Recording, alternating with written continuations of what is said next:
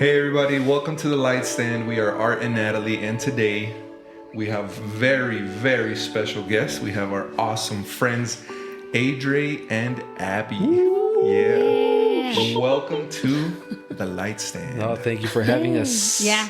We're super excited to have you guys, man. Super excited to share a lot of stuff with you guys. Awesome. A lot of info, a lot of just experiences, more like it. Nice. Yeah. Nice. Is this the first time you guys have been in a podcast? Yeah. It is my very first. Well, I've recorded. Oh, okay, I've that's recorded, but Before. here in the Light Stand, yeah, it'll be my first time. Nice. I've never recorded. This is my first time on a podcast. Cool. Well, welcome. How exciting. Welcome. So, tell us your story, man.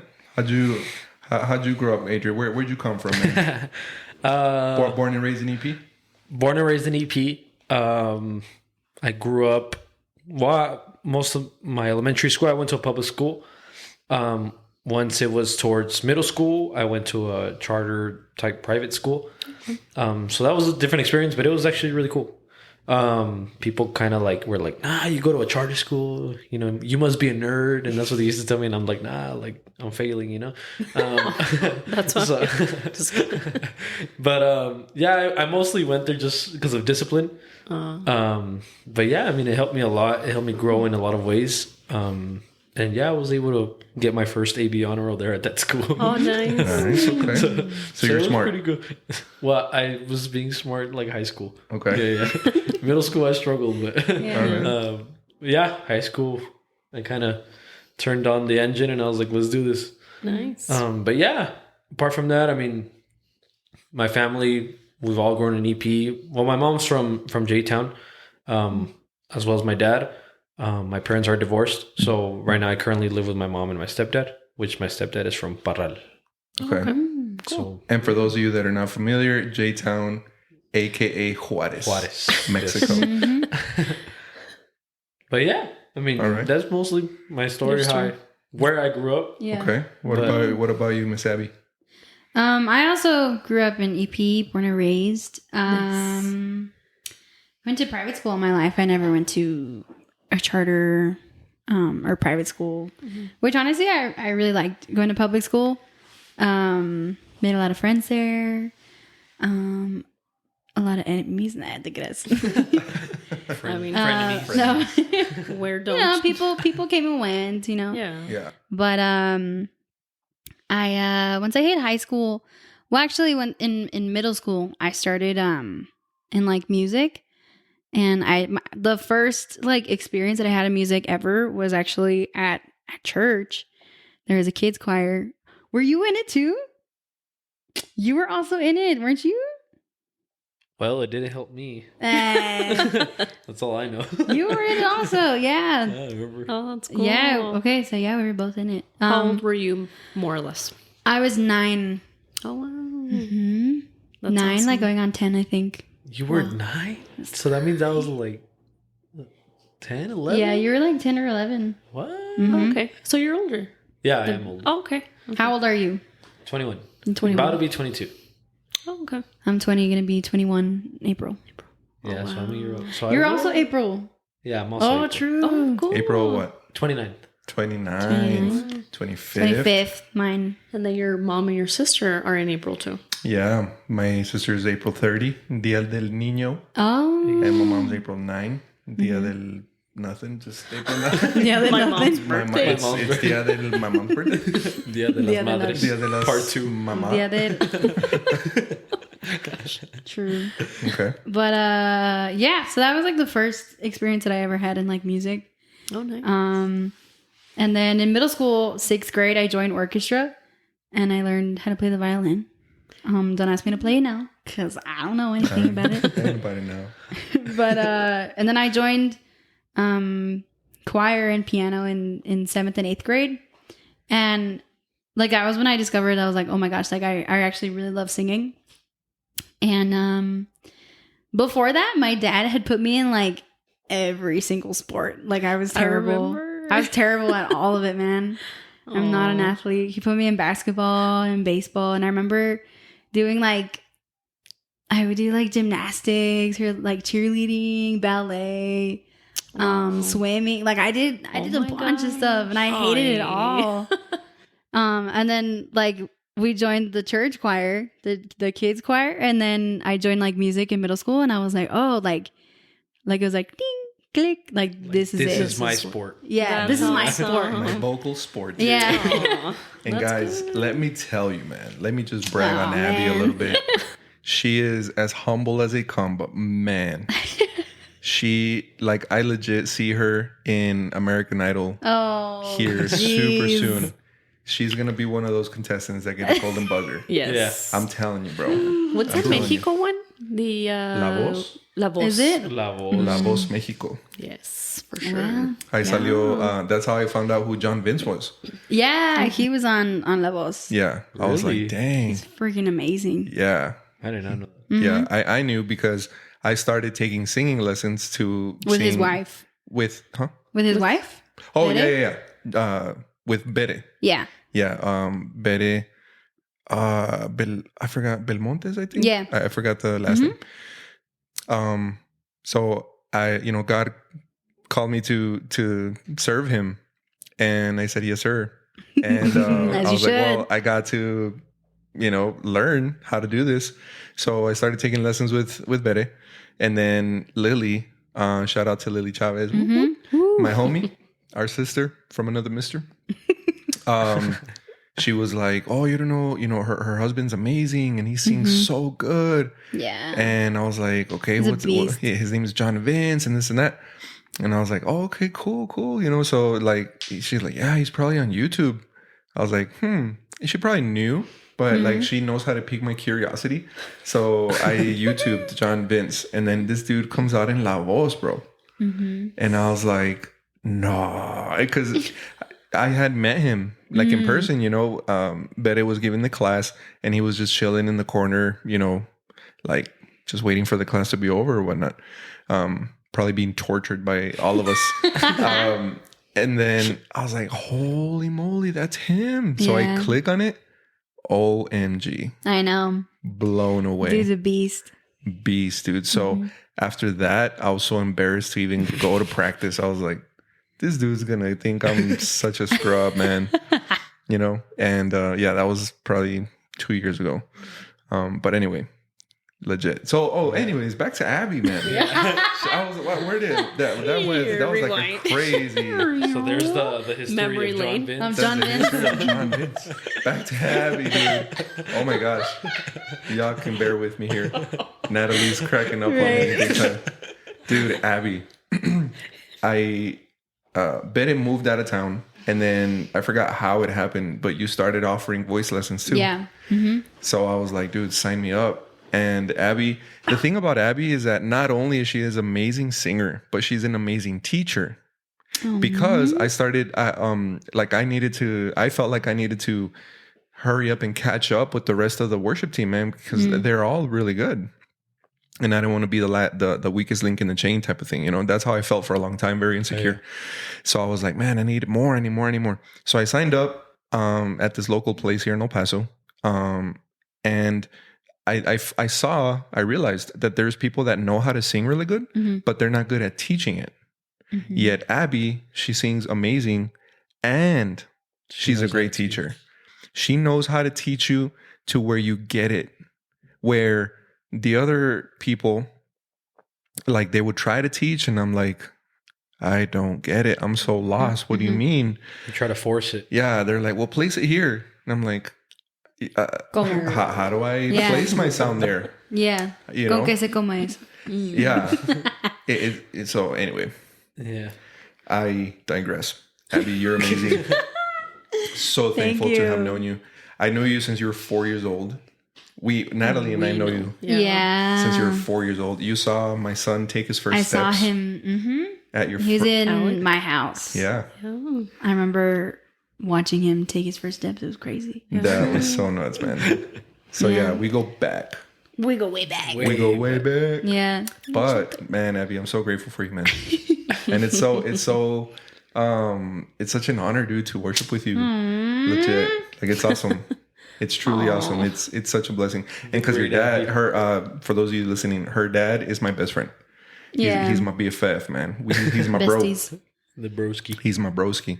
I know he's super busy, with life right now and church and everything that's going on. But when we do get together, it's like best. you just pick up where we left off, Still quoting dumb movies. Still talking about Anchorman. Still talking about, all the Jim Carreys and stuff like that. Man, he's awesome, man. Love you, brother. Shout out to LT. So, all right, guys, let's chat about you all. Let's chat about this Gen Z, this world. I know recently there have been some really wacky things going on here in our city. And for some reason, it's always teenagers. Yep. Yeah. Shootings, drive-bys, suicides. Yeah. What is going on? What's happening? You want to start? It's speechless, I guess, to a certain point.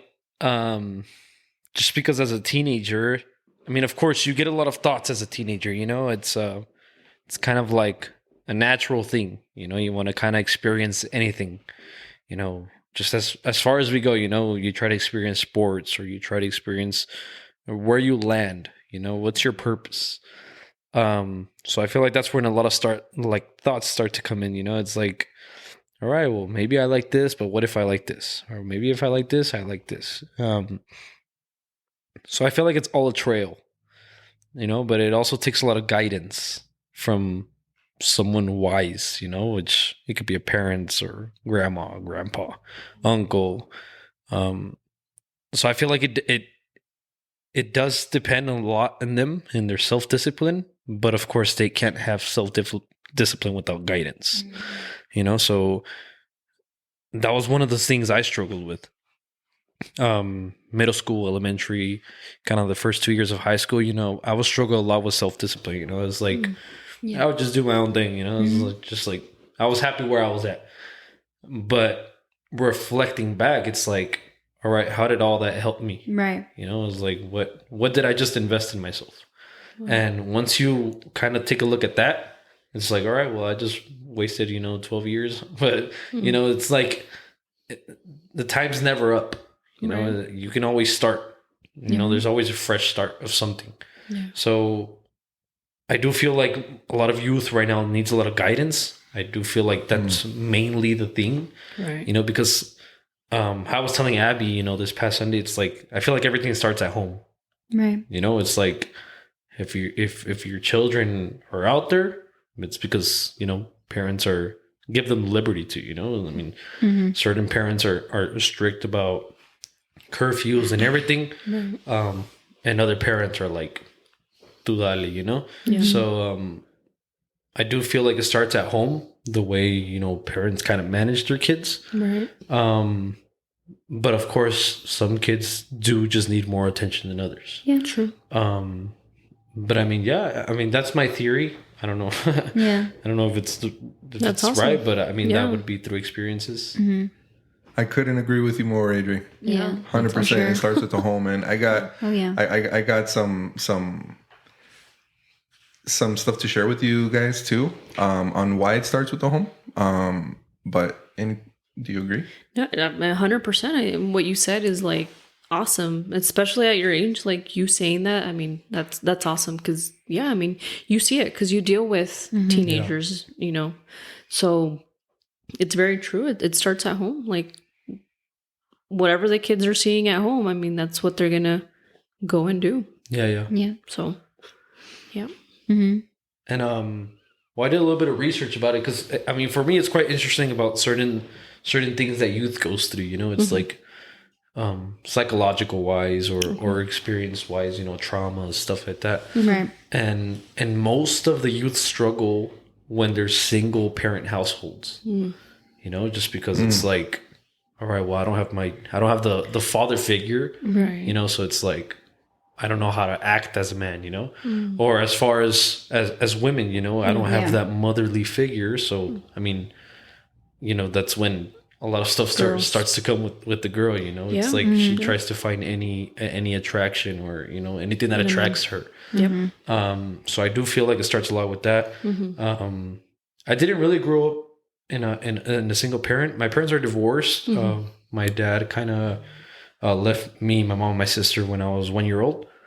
But we kind of, I met my stepfather when I was 3. So it was kind of like maybe like a year and a half or 2 that I was kind of like just living with my mom. Now it's really weird because I don't remember anything, to be honest. Wow. It's like, I don't remember living alone with my mom. Okay. But it may be the fact it's because we were living with my grandma.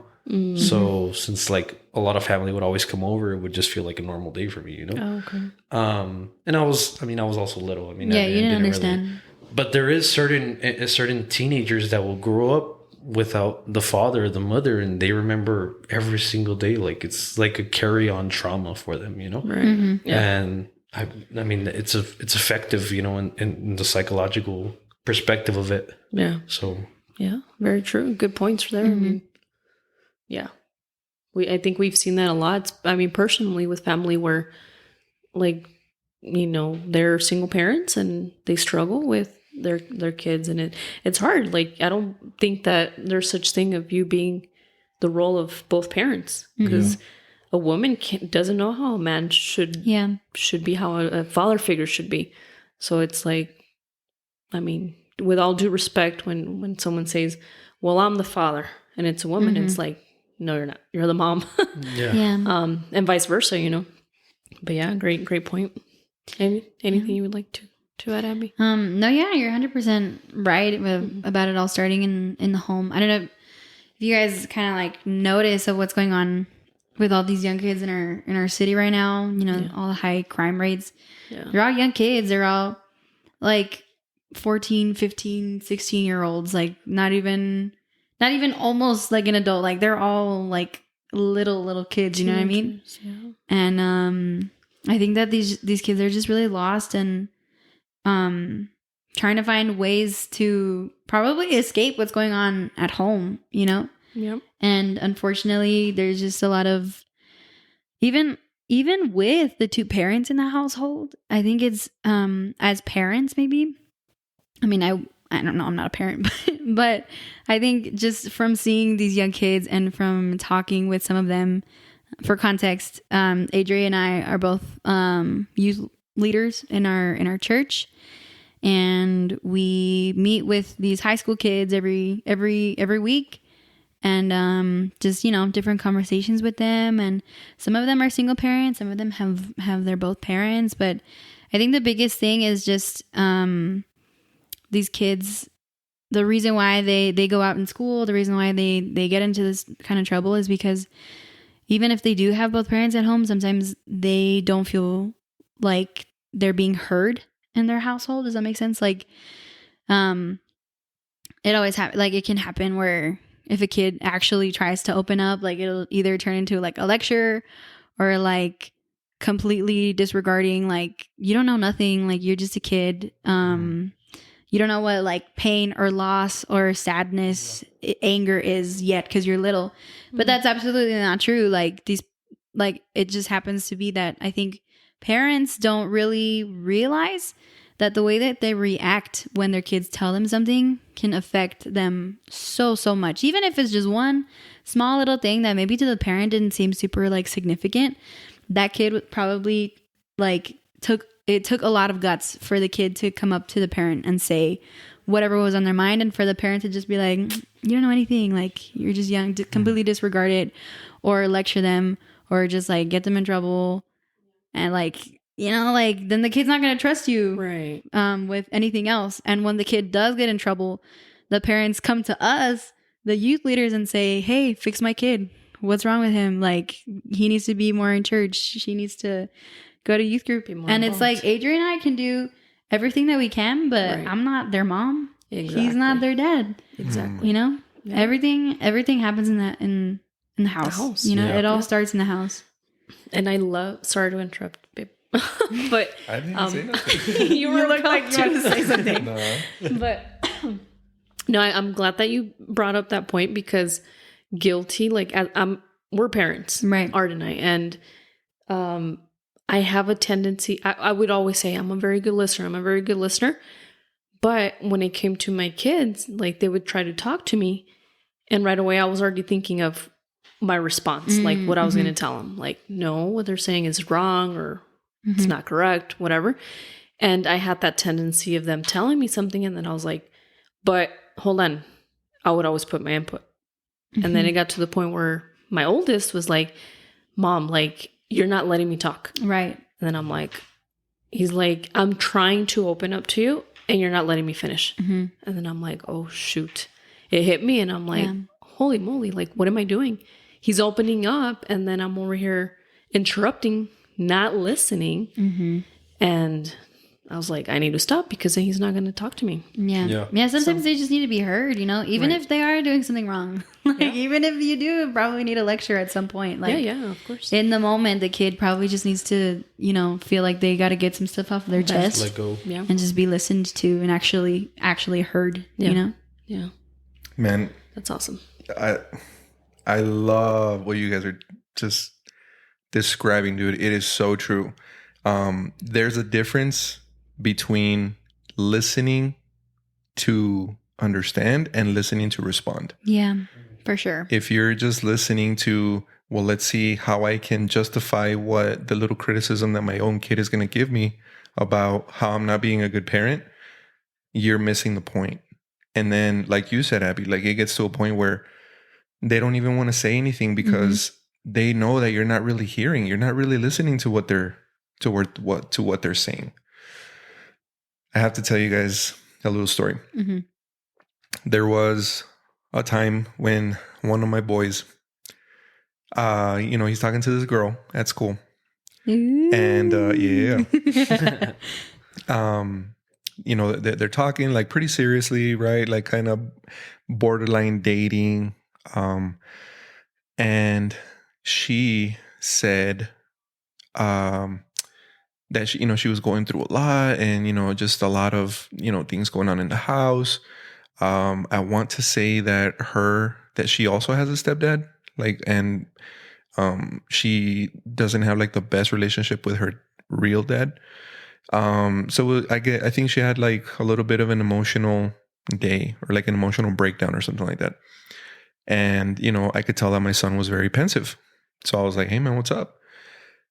Is everything okay? And, you know, I'm very thankful to God that we have a great relationship, my son and I. So, both my sons, but this one specific, he goes, yeah, you know what? It's because this girl, you know, she's just going through it. She's just really going through it at home. And, you know, I'm just hearing him out. And then he says, yeah, I just want her to know that I'm there for her. Like, I just want her to feel like I'm really there, you know? And, I told her, hey, well, anything you need, anything, I'll be here for you. And at this point, we were already pulling into the house. We were pulling up on the driveway, getting out of the car. And as he says that, we're walking into the house. And I had the main door open. So I pause, I close the door, I turn to him, make eye contact, and I say, listen, I want you to really understand, son, that you need to, that there's a big difference from, hey, I'm going to be here for you as your friend. And I'm going to listen to you and I'm going to pray for you. And, you know, I'll do everything in my power. There's a big difference from that and slowly, subconsciously becoming an emotional crutch. Yeah. And then she now, like very subtly, you know, it starts becoming into this toxic codependent relationship where now she expects you to fix all her issues. She expects you to be that knight in shining armor all the time. And you subconsciously have that feeling that you have to be that for her. And you have to come into the rescue every single time. And then at their young age, as their brains are still developing, she's now becoming a drama queen because she knows that that's going to get her crush's attention or her guy's attention. So I told him, dude, don't be that. Yeah. You know, don't become that. Like, be very aware. Be very, very aware. This is so huge what I'm telling you. But and I was like, dude, does this make sense? And he's like, yeah. But you know, now looking back in retrospect, his face changed. Like he looked a little bit like, oh snap, like maybe not scared, but just like, dang, you know, like it wasn't that big of a deal. Yeah. Why I are wasn't you- expecting Yeah, like that. you know. So, excuse me. We walk into the house. I think I take a shower, and then when I come out of the shower, no. I'm being sarcastic. What'd you say? What? I was like, no, he didn't. But yeah, you did. I'm being sarcastic. Oh, I don't know how. So I take a shower. I jump in the shower, and then I come out of the shower, and Natalie's, you're laying on the bed, and then as I'm walking out, she's like, "I need to ask you a question." I was like, "What? What did you ask me?" I don't remember. Okay. No, I remember like the context of it, but I don't remember exactly what I said. Okay. To be honest. Okay. You said, "Do you think I'm codependent on you? Do you think we have a toxic relationship?" And I was like, Wow. "What?" I was so confused. I was like, "What are you talking about?" Well, I mean, because honestly, when we first started dating, like that was what We exactly we have went that through relationship. Yeah, 100%. That's but we why- didn't know any better. right.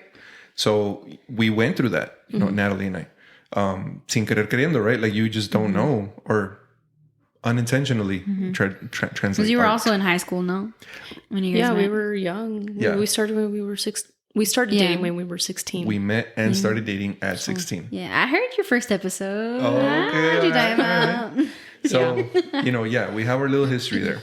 So now that I know what I know, I want to look out for my boy, right? Right. So I tell him that. And I didn't want to tell him, hey, your mom and I went through that, you know, but I eventually had to, because one thing I am is I'm honest with them, you know, obviously with tact, right? Like I don't spill out like the nasty details or whatever, but for the most part, I'm very honest with them on the way we grew up. So Natalie comes out and she's like, do you think, you know, I'm codependent on you? Do you think I have a toxic relationship? I'm like, what? What are you talking about? She's like, Alec told me that, you know, you said this and this and that and this and this and that. And I was like, yeah, but I wasn't talking about us. Like Yeah. I was, You talking about you know, this and that. Alec And she's and- like, oh, well, this and that. So basically, you know, he kind of said his version of what happened. And he kind of like misunderstood my message. So at this specific point, when I got out of the shower, he was in the shower. So I was like, all right. So I need to clear up the message because he clearly didn't understand what I was trying to say. So I text him, hey dude, when you're done, come downstairs and let's chat. So that happens. I'm waiting downstairs. He comes downstairs and then we say, okay, when we have a talk and I make you feel a certain way, or I say something that maybe, you know, you interpreted or it made you feel, you know, a certain way or whatever, how come you didn't address it with me? How come you have to tell your mom that, you know, it upset you? Why can't you just come to me about it? And at this point, I can't exactly, I wish I could quote you like verbatim the conversation, but he said, because I remember when I was like 4 or 5, I used to complain a lot about, you know, being in pain, and I was being sore from my body, my muscles or whatever. He's like, I remember that I would always complain that something was hurting in my body. And there was this one time where we lived at like an apartment or something. You were kind of like rushing around the apartment, doing something. I don't know if you have to go somewhere, but I made a comment to you about something hurting, and the look you gave me was like, ugh. Wow. Like you gave me a look of like if I annoyed you. And from that day forward, I decided, you know what? I'm not gonna voice my true feelings because I don't want to annoy my dad. Wow. like that far back. Yeah. Dude, to say that I started crying is an understatement, man. Like, that was such a hard pill to swallow because, you know, I never wanted to make my kids feel negative. Like, my goal has always been, I'm going to try to be the best dad that I can. So I was like, dude, how come you never told me? Like, how come you've just kept this to yourself this whole time, man? Like, this is 10 plus years now. And he's like, well, it's because, again, I didn't want to annoy you. And I was like, right there and then, I think a typical dad, like you were saying, Adray, you know, those, or Rabbi, like those types of parents that don't listen or whatever, like would have gone a whole another direction. But let me tell you exactly what I said. I was like, okay, first, I am sorry. I told him, I'm so sorry that I made you feel that way at that certain time. I can guarantee you that was not my intention. Maybe I was rushing to get to work. Maybe, you know, we were building a business at that point. Like, maybe we were late to a meeting, or maybe, you know, I don't know. Maybe I had a bad day. Yeah. And I unintentionally kind of took it out on you in that fashion or something. Yeah. I don't know. I honestly don't remember that day. But I do want to tell you that I'm very sorry. Please forgive me. That was never my intention. I've never, ever wanted to make you feel this way, nor will it ever be my intention to make you feel a negative emotion in that fashion, dude. Like, I'm the one man in your life that you should be able to trust 100% with anything. So please forgive me. And then I said, now let me talk to that 5-year-old inside of you that is still kind of holding on to that and thinking that his dad was annoyed. No, that's a lie, you know, that you've held on to. Please forgive me. You know, please go back to that time and forgive me, because that was not my intention. Bro, there was tears flowing left and right, man. Yeah. And I was like, Alec, please forgive me, man. That was not my intention. Are we cool? And he's like, man, we're cool. And we hugged, and you know, we just, man, I love you, son, and this and that. And I was like, now going forward, please, and then I clarified what I said. Bless you. Thank you. Sorry. Then I clarified what I said. I was like, look, when I said this is what I meant. What did you understand? And he's like, well, I understood this. I'm like, no, this is what I meant. I'm like, so can you please, going forward, promise me that you're going to clarify? If you don't understand something that I said, or if you misunderstood it, please have all the confidence in the world to come back and say, hey, Dad, you know what? When you said this, it made me feel this. Or I took it this other way. Is that what you meant? And I'm going to say, dude, not even. Yeah. This is what I meant. And because of this, you know what I'm saying? Yeah. So I think there's just over communicating with your kids, man. You know, just making them feel safe, that they can tell you how they feel, parents, that they can share their heart with you, and they don't have to be afraid of a rebuttal. They don't have to be afraid that you're going to be defensive. Yeah. Like, I think parents should be mature enough to take that criticism, you know? And, go ahead. Sorry.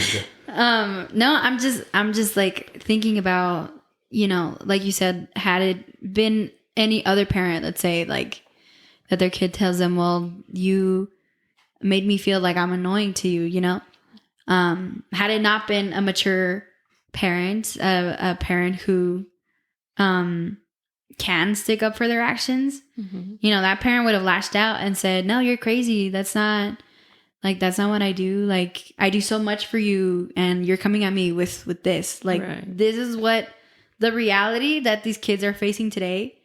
And just the fact that you apologize to, like, your son, like, that is a huge thing, for these young kids nowadays. You know, like, I promise you, there are probably kids out there who wish their parents would ever say sorry to them. You know, so just that, like, that is what these kids are facing today. You know, the fact that they don't feel heard in their house, and if they do try to express well, you make me feel this way, and their parents just completely, ricochet the argument off of them.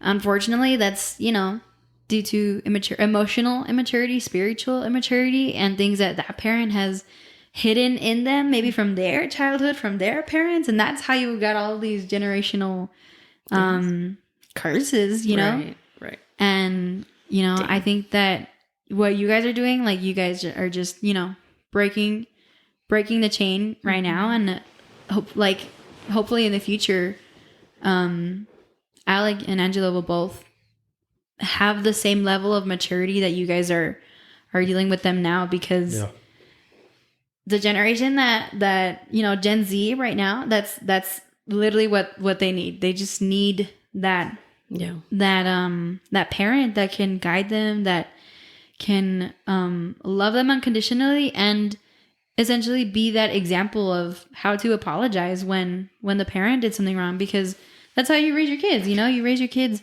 to be responsible for their actions, to learn to face the fact that you made a mistake, Yeah. And unfortunately, if you don't have that, these young kids who are growing up now, who are causing all this trouble, is because their parents aren't doing what you guys are doing.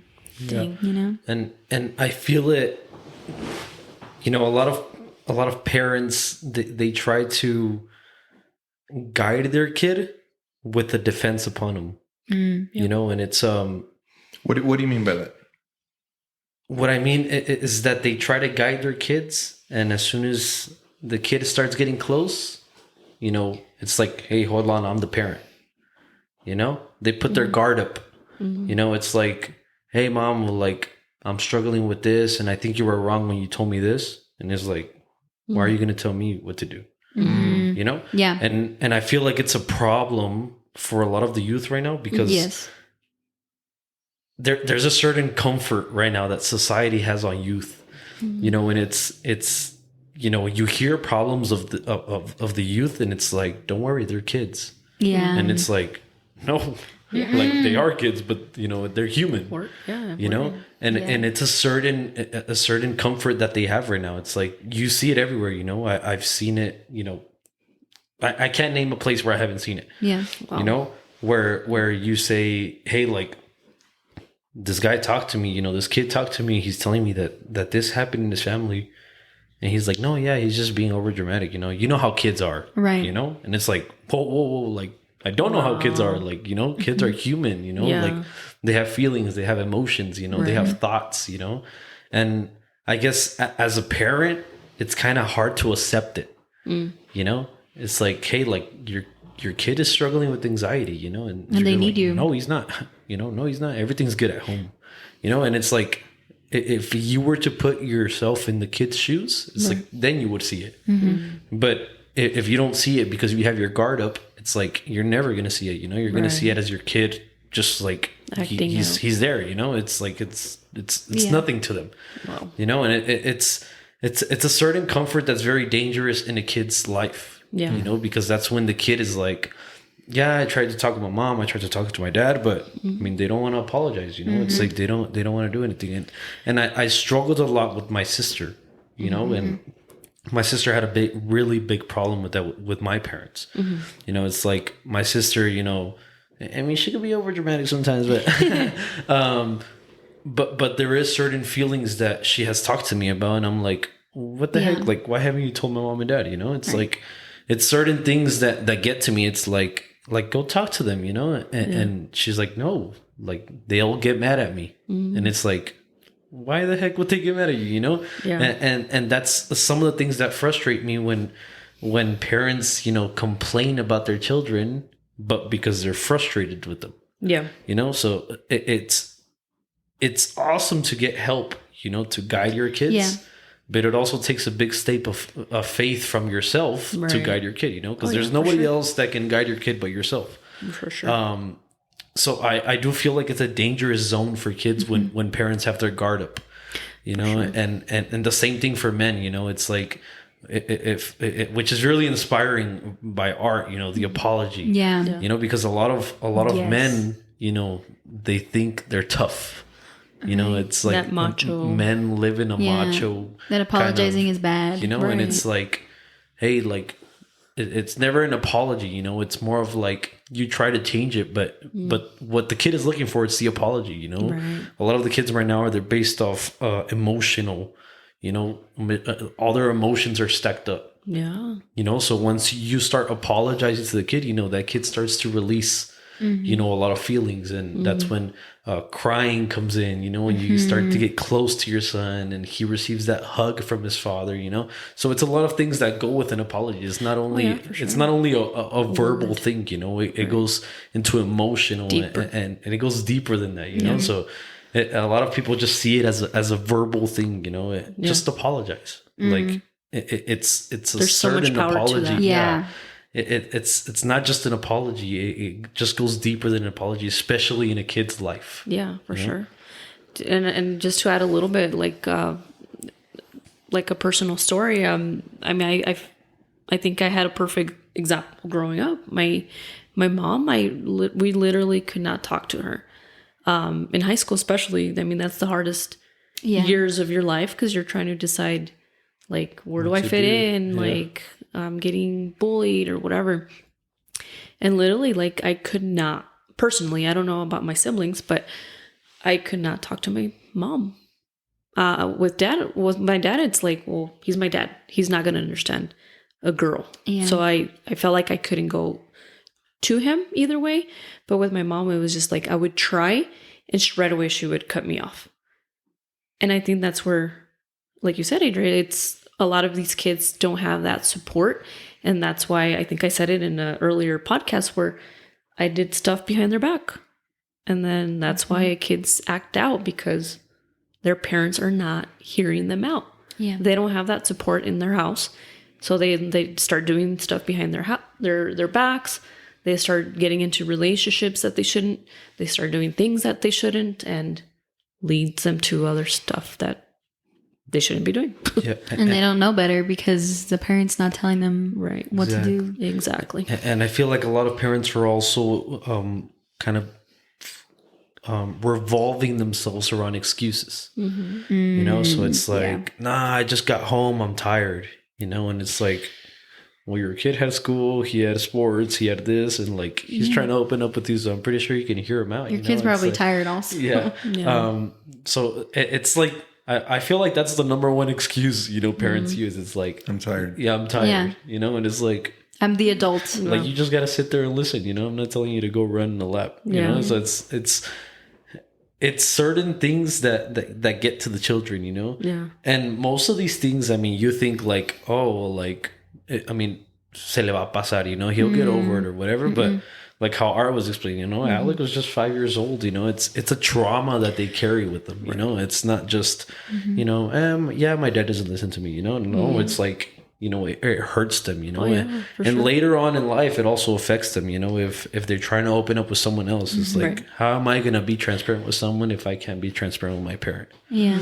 You know, and that's what a lot of kids struggle with, especially now in church. Yes. You know, it's like, a lot of them look for a lot of leadership from you know, different groups, whatever, or a lot of them try to find a certain guidance from another one, or a lot of them try to find something, you know, to help them get out of the hole, but it's because the parents won't help them, you know, and it's, that's the saddest thing, you know, because it's like your parents are supposed to be the ones that are there for you, you know, it's like the saying is always family first, you know, and everybody always, you know, people have it in their house and people have it tattooed and on their cars and everything. But, you know, usually those people are the ones that, you know, just have their parents roaming all around. I mean, their kids roaming all around the streets, you know, and it's sad how you try to represent family first from verbal, but not from your actions, you know? So it's very sad in a certain sense, you know, it's like,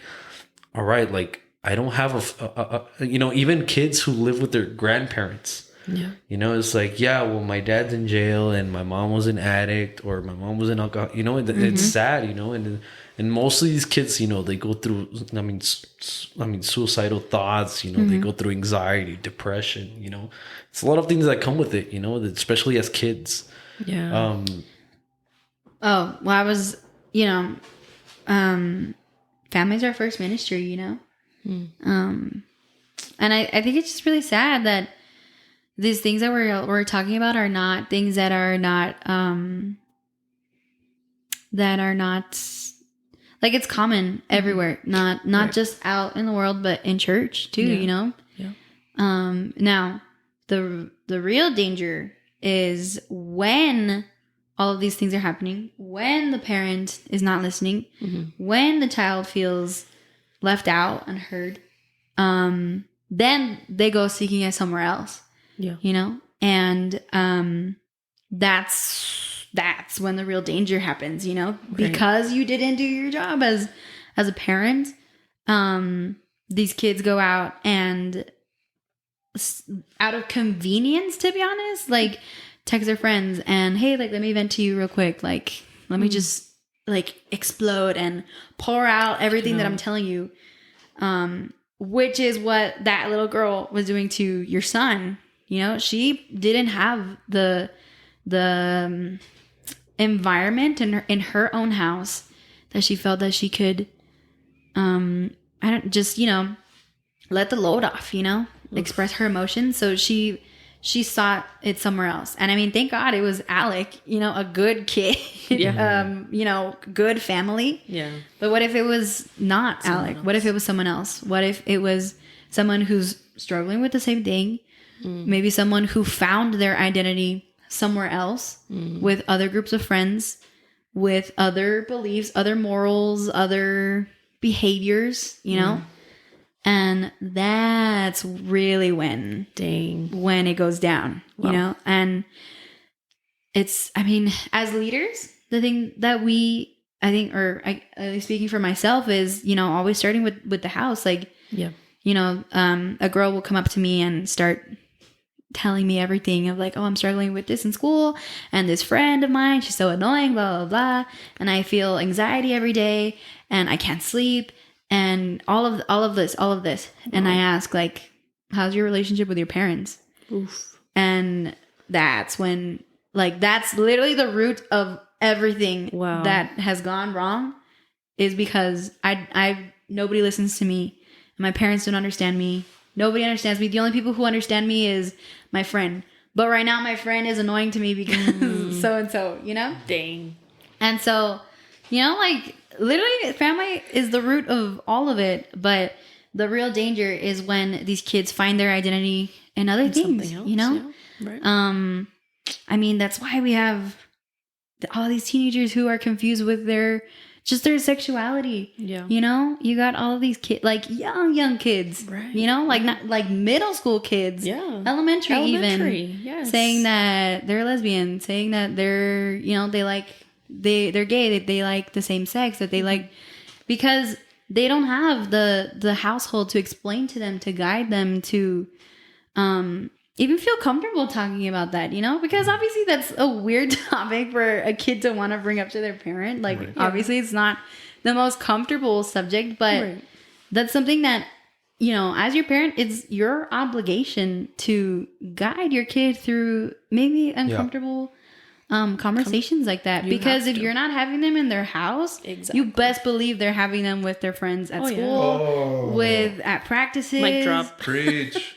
Like, I'm not even gonna lie, guys. I learned about sex in elementary school through my friends from school. Yep. And I asked my parents, like, afterwards, like, once I already found out about it, just because I was like, well, I might as well ask my parents. Might as well, like, have this talk right now with them. Yeah. But, like, all of these things, like, kids nowadays are exposed to who knows what. And great point, Abby, because it's starting at a very young age. Very, very young. Elementary Dude, kids. I remember dropping off the kids at Dolphin Terrace Elementary. Yeah. Second grade, and their little friends or their classmates or whatever have phones. Yes.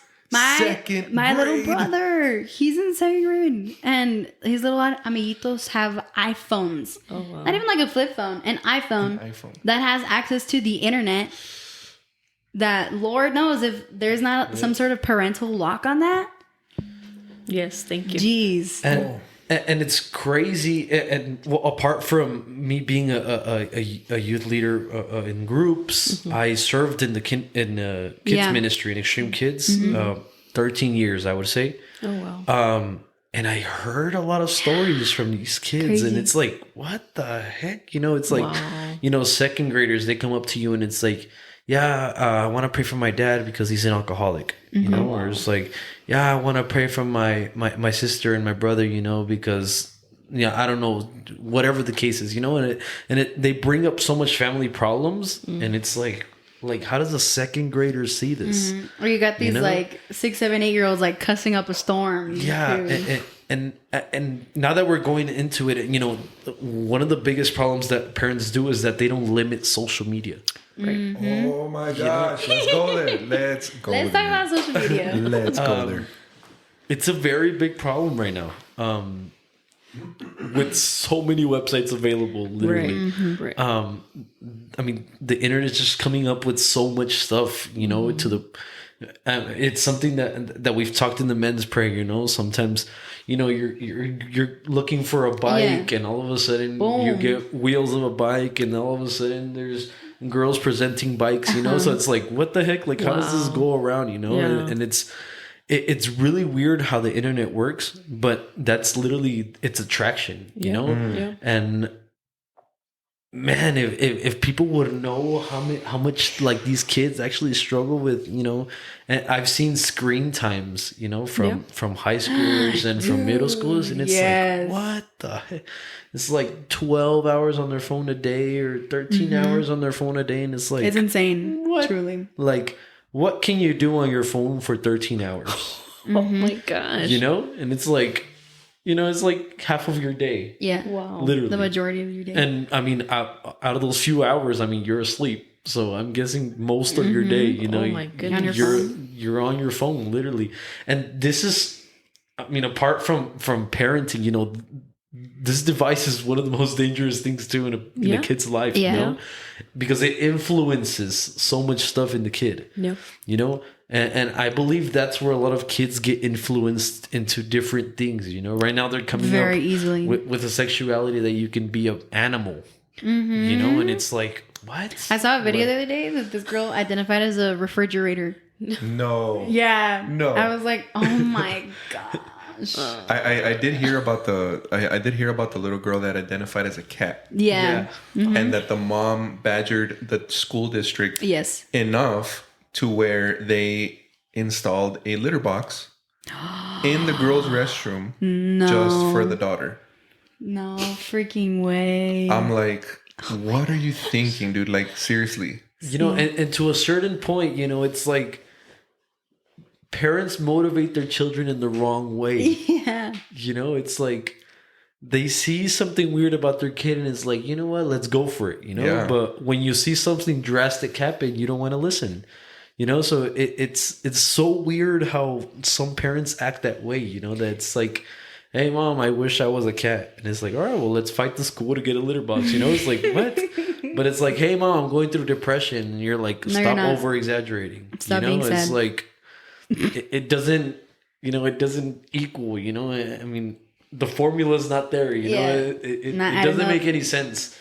And I did want to share some kind of like facts a little bit. Please. And it's just representing teens in general and teens in church.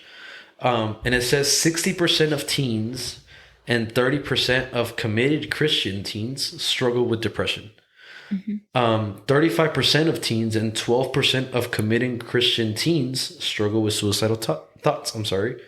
And 50% of teens and 36% of church-going Christian teens struggle with pornography. Wow. So it's all like, if you see the percentage, that's a lot of percentage. And that's only the percentage of the people that admit it. Yes. Right. Exactly. There's still the Christian kids that don't. There's Christian adults that don't admit that they're addicted to porn. They struggle with that. Yeah. And I remember Pastor Chris once saying in a preaching, there's a site of pornography that has more views than the actual NFL. And you know, the NBA combined. and the NBA combined, Oh and it's my like, God. In a what day. in the Yes. heck? You know, it's like, Wow. like if that's just 50%, I can't imagine how many haven't, you know, Wow. admitted it, you know, Yeah. and that just lets you know the necessity, you know, that teens have, you know, and it's like, parents, what attention are you bringing to your kids? See, and that's the thing too. Like, I don't know. I think that sometimes parents are like, no, like I have a good kid. Like my kid is really good. Well, like good grades, good friends, like well-rounded kid. But unfortunately, the internet is just, you know, the algorithm is so crazy that you might have a good Christian kid who's just scrolling through their phone, like, you know, no problem, and boom, it's there. And all of a sudden, they're addicted to pornography now. It's so They're easy to curious and they access. keep poking around. And like, that's the thing. Like, it's not just kids who have, you know, immature, bad parents in the household. Like, this can happen to great kids, you know? For sure. And they speaking from experience, like part of my testimony is that I did struggle with depression when I was a teenager. I struggled with depression for like about a whole year. Wow. And I didn't tell anybody. I didn't tell a soul. Because just depression is just this huge, like, I don't know, like weight on your shoulder that you carry every single day, 24/7. That it's just so powerful, and the enemy is very smart in targeting these young kids who don't know who they are yet, who are I was barely figuring out like my walk in Christ, like, you know, and you know, like the enemy's not dumb. He knows he knows what we're gonna struggle with. Right. And yeah, like just I can say that I had good parents. I always had good grades. I had good friends. And depression was just something that I didn't ask for. It was just something that I had to deal with, you know? And I don't know if a parent is out there listening whose kid struggles with depression or anxiety. I struggle with having panic attacks, you know? If your kid opens up to you about that, you know, you need to address it and don't just be like, well, stop being sad. Like, what are you sad about? Like, that is the worst thing you could tell someone with depression or anxiety. Exactly. Just stop being nervous. There's nothing to be nervous about. It's like, okay, thanks. That was super helpful. Yeah. You know? Depressed. What do you have to be depressed Yes, about? You have that is- $200 shoes. You have a PS5 in Exactly. your room. You have an iPhone 14 Pro plus 10. That is the worst thing that you could say. And that's the thing, that parents are starting to comfort their kids with materials. You know, it's like, yeah, we have a big house, and yeah, my parents bought me a PS5, and yeah, but my dad's never home, you know, and it's like, or my mom's never home, you know, it's like, that's the biggest part, you know, it's like, if your parents are not home, but you have all these rich things, it's like, how does that bring happiness to you? You know, and it may be pleasuring maybe for a few hours, a few minutes, you know, and but it's parents set an eternal, you know, they set an eternal relationship with their son or with their daughter. Yeah. You know, they set an eternal emotion, you know, of joy with their children. Yeah. You know, and it's not just about the minutes or the seconds that, you know, it's not about that, you know, it's about creating that certain relationship with your son to the point where, like, yeah, I didn't have the best thing, but you know what? My dad was there for me every day. My mom was there for me every day. We always had dinner together, you know, because I know people who will have dinner, everybody in their separate rooms. You know, it's like, all right, dinner's ready. Everybody comes down, gets their plate. Everybody goes back up, Leaves. you know, and it's like, where's the family in that? You know, and it's certain little things that, you know, used to be out of culture. And right now they're not implementing it. You know, it's like, yeah, the kids are upstairs, you know, they're okay, you know, but you never know what's going on. Yeah. Oh my gosh. But it's crazy. I mean, by the grace of God, you know, I'm here and I'm very much happy and don't no longer struggle with depression anymore. But I'm thankful that I had parents who listened to me and who understood me and who helped me, not just you know, just being good parents, and because they are, and they definitely helped me through that. But I think some parents might be a little bit afraid to seek like professional help too, but thankfully, oh my gosh, hold up. yeah, Hold no, up. no, no. Hold up. We gotta sit in this one right here. Mm-hmm. Say that again, Abby. Some parents are afraid to seek professional help. Oh my gosh. It's true. That's true. Babe, dive in. Yeah, and I think it comes to, like, I mean, correct me if I'm wrong. I think it goes back to the stigma of like, I don't want people to think my kid's Like crazy or The like, C word, what- crazy. What are people gonna think? Yeah. And it's like from experience myself, like I was afraid to tell the church that I was going through therapy because I was like, well, they're gonna judge me. I'm in a leadership role. Like, what are they gonna say? But if you would like to add something. Oh my gosh.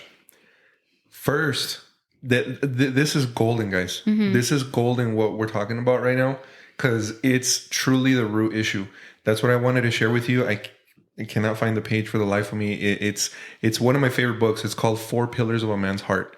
And it starts with God holding Adam accountable for Eve. Yes, Eve bit the apple, but God says, where were you, Adam? Yeah. Where were you? And God's not asking because he doesn't know. He's God. He knows, yeah. He knew where Adam was. He wanted an explanation. It's like, dude, I'm giving you a wife, to look over you. I mean, like, she's not your baby. She's not your daughter or anything, but it's like, you're the man of the house. Like, where were you when the enemy creeped in? It talks about that. It's like, where were you when she was talking to that snake? Where were you where she was getting her brainwashed? Yeah. With lies. You were supposed to be standing guard. Why weren't you taking care of your household? Why did you let the enemy in? That's your job. Yeah. You're supposed to protect that home. So it's like that, that sank so deep with me. I love this book. I read it, I don't know, probably 4 or 5 times. Yeah. Natalie knows how much I love this book. This is not paid sponsorship. FYI, disclaimer. I just really love that book. But parents, we need to be mature enough to admit that we're not perfect. Yeah. We need to be mature enough to admit that more than likely, statistically, and we can dive into statistics if you're a numbers person like I am, but this is why I know that it's a fact. Statistically, we're probably broken. We're probably messed up. In some way, or fashion, we did not have the best upbringing. And yes, we're trying to, at least I would like to give the benefit of the doubt to most parents, is that yes, you're trying your best to be a parent, but guess what? Like, if your only point of reference is, well, that's the way I grew up, that is absolutely wrong. Yeah. Like, we need to learn. And I thank God that, he put men in my life like a Luis that taught me what a real man is. I talked about that in another episode, man. I'm sitting there, 18, 19 years old, trashed, vomit on my chest, like completely wasted. I don't know how many chemicals were in my body at that moment, man, but I'm hugging the toilet and I just have this moment with God and I'm like, God, this isn't fun anymore, man. Like, I'm hanging out with losers, dude. Like, they not losers like as people. I'm just saying, like, loser habits. Yeah. Like, they're no ambition. Just, this is all they want to do all the time. And yeah, it was fun, but man, I just knew in my soul that this was not what it was. And then I find out Nat's pregnant. So, I tell Alec and Angelo, man, you guys changed my life, dude. Like, if it wasn't for you being born, I would have probably been stuck in my old ways, but anyway, I digress to having a point of reference where Luis came into my life and then a Ken Burnett came into a life, a Dave DeSalle came into my life, a Gabe Terrazas came into my life, where they showed me what real men were. And I was like, wow, this is not even close to what I thought real men were, because to your guys' point, if you don't have it growing up, you find that reference somewhere else. Yeah. So, because I didn't have the reference, and I'm not saying that my dad was a horrible father or nothing like that. He was a good dad, but there were certain things that he didn't teach that I learned elsewhere, and it was the wrong teaching. Because, in school, it was, you're not a man unless you sleep with the most. You're not a man unless you can bench press the most. You're not a man until you can chug these many beers. You're not a man until you consume this and this and this and that drug. You're not a man until you can, sneak out of your house in the middle of the night. And it's just, you go down this rabbit hole, man. And now you have this fake sensation and image of what a real man is, and which is so far from the truth. Yeah. Yeah. And implementing on what I had told you guys about, parents revolving themselves around excuses, it's also a main one. It's like they tend to bring up that their children are living a better life than they did, and they try to kind of relate it. They try to. When I was your age, I didn't have. Yeah, and it's like, no, well, when I was your age, your grandma wasn't even there for me. And when I was your age, and it's like, all right, well, we all have our ups and downs. You're like, it's that's like crazy. You might not, and I want to set this example of my mom. She had me break down one day. We were riding in the car once, and she turned off the radio, and we were riding down Macomb Street. It's in the Northeast, and the light turned red. She turned off the radio. She looked at me and she said, "What am I doing wrong?" Wow. And I was like, "But what?" Like, I was confused. It's like the question pops out of nowhere. It's like, "What am I doing wrong?" And at that time we were having some struggles with my sister, my big sister, and my mom was my mom dealt with depression when she was little. My mom did have kind of a rough life. She didn't really have the motherly figure. So she did kind of have to I don't know, just get guidance from other people on how to become, a mother, for her children. And she popped up the question, and she's like, "What am I doing wrong?" And I told her, I was like, "Well, I don't feel like you're doing anything wrong. And it's not, I don't see you're doing anything wrong." And for me, that's respectful from a parent, when you start realizing, like, all right, like, what am I doing wrong? When a parent refocuses on themselves to try to see how they can better for their children, it's something great. It's something great, because parents, what they usually do is they find a comfort, for their kids.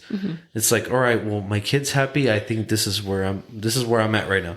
And it's like, no, like, strive for more, get more out of your kids, get a bigger relationship with your kids, It's not only material. And right now, parents are focusing on who has the most achieving child. That's literally what it's becoming. Yeah, you're right. It's like, yeah, well, my son, he got accepted into this college. Well, yeah, but my son got accepted into the, and it's like, who cares? It's like, it's not about, my brother, he got accepted into a lot of colleges, but if you ask me where he's been, in his room, that's where he spends like 90% of his day, in his room, and it's just studying and homework and this and this and this. And, so I understand, my parents always implemented, school comes first. And it's true, school comes first. It's a great resource, you get great education, but to a certain extent, right? Yeah, because God has different plans for everyone. Oh yeah, and a parent cannot interrupt God's plan. Yes, maybe God put the parent, in the kid's life, right? But the goal of the parent cannot interrupt God's goal. Oh yeah, Amen. If God has called this kid to go reach out to many cities, you cannot force him to go into college football, or you cannot force him to go be a martial arts teacher, whatever the case is. You cannot force it upon him because he has a calling. And all of us have a calling. And it's us finding that purpose. And that's usually the number one question youth has. What is my purpose? Yeah. Why? Because parents implement a lot of things on them. Oof. It's like What they think they should be. yes, and it's like I understand you want to grow your child into someone great, successful, and good, but you can't implement something that's not there.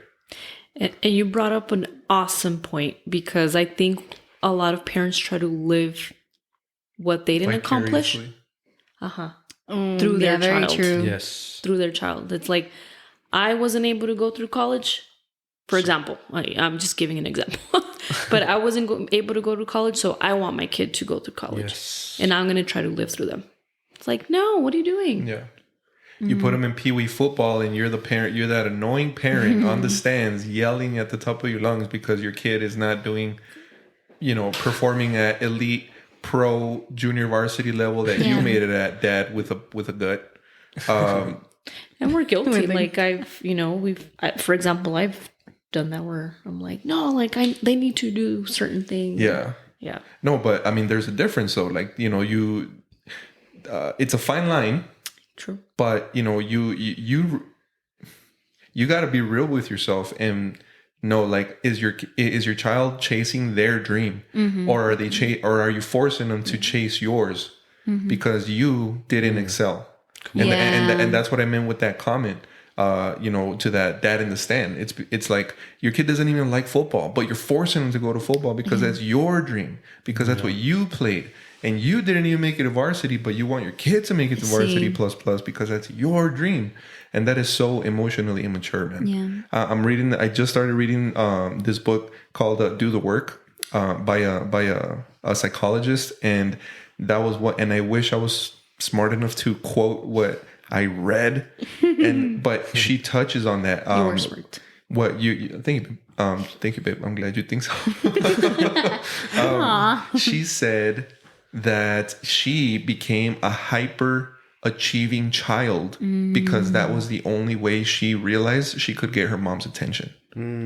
Wow. So it's this thing, like, you're actually affecting your child based on achievements. So she talks about that. She became a people pleaser because she had to suppress her needs, fit everyone else's needs, her mom specifically, because she talked about her mom a lot. Mom, how can I help you? Mom, what can I do for you? Mom, do you need me to go to the store? Mom, do you need me to clean the house? Mom. And I'm going to have such good grades and this and that, because that was the only way she could feel, quote unquote, love from her mother, is by overachieving in everything. Yeah. So she's like, as long as I'm overachieving, I'm going to keep my mom's attention. So that's a trauma too. Yeah. Like there's this whole thing. I love what you guys said, man, about parents attaining professional help. Yeah. I myself, did seek therapy, did seek like an outside influence of, dude, I know, I don't know how to be a good father yet, but I can learn. Yeah. Yeah. Books upon books. I became a bookworm at this stuff, man. Yeah. Hanging out with people that you want to be like.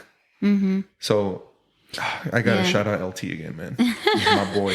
Thank you, man. You are still such a big influence to me. Go. Sorry. Yeah, no, I agree. I think that, I guess coming from my perspective, I grew up in church, all my life, but my parents didn't. And so I realized that when I was going through what I was going through when I was a teenager, my parents didn't know what it was like to grow up Christian and grow up a Christian teenager. So I understand that maybe that was difficult for them. Maybe that they were probably lost. Like, I don't know what to do, but I'm very thankful that, my parents encouraged me to, be around people, that you could see fruit from. For example, the person who really, really helped me during that time that I was going through was, we shouted out Lily, so I gotta shout out her sister, Rocio. Yo, Shout out. Gio. At the time, I was going to her like small group with a bunch of other teenage girls, and you know, maybe my parents didn't have the answer of like, I don't know, like how to maybe guide her as a teenage girl, a Christian teenage girl, but they saw someone who did know. Yeah. You know, and she helped me a ton. And I mean, that's mine and Adray's job. You know, if parents don't know what their kids are going through, like we probably do, because we probably went through it. You know, Right. and you know, shout out to my mom as well. When you go through depression as like a young teenager, there are things that you still have to heal from as a young adult. Yeah. So not long ago, actually, like maybe last year, I think, I came home from school one day from college, and I was just like crying. It was just like a terrible day, and there was no way that I was like gonna hide or like could hide that I was crying. Like I looked rough, you know. So I got home, and it was just my mom, and she was like, "What's wrong?" And I was like, "I'm just gonna go to my room. Like I've had a horrible day. Like I just." Like I need to collapse, you know? And I go to my room and I'm like crying, and then she comes to me and we have this really long conversation about things that I still needed to heal from. And shout out to my mom, because she was like, all right, let's seek help.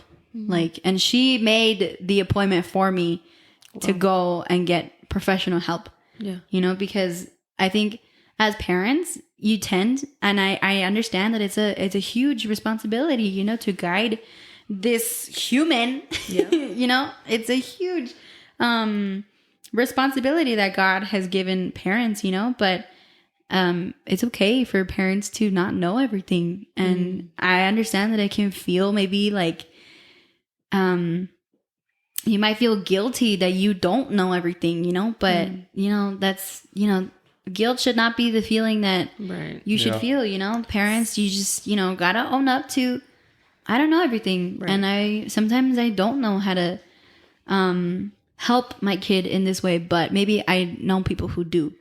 Good people who do. Good people who you can see the fruit of what they do and how it affects others. Right.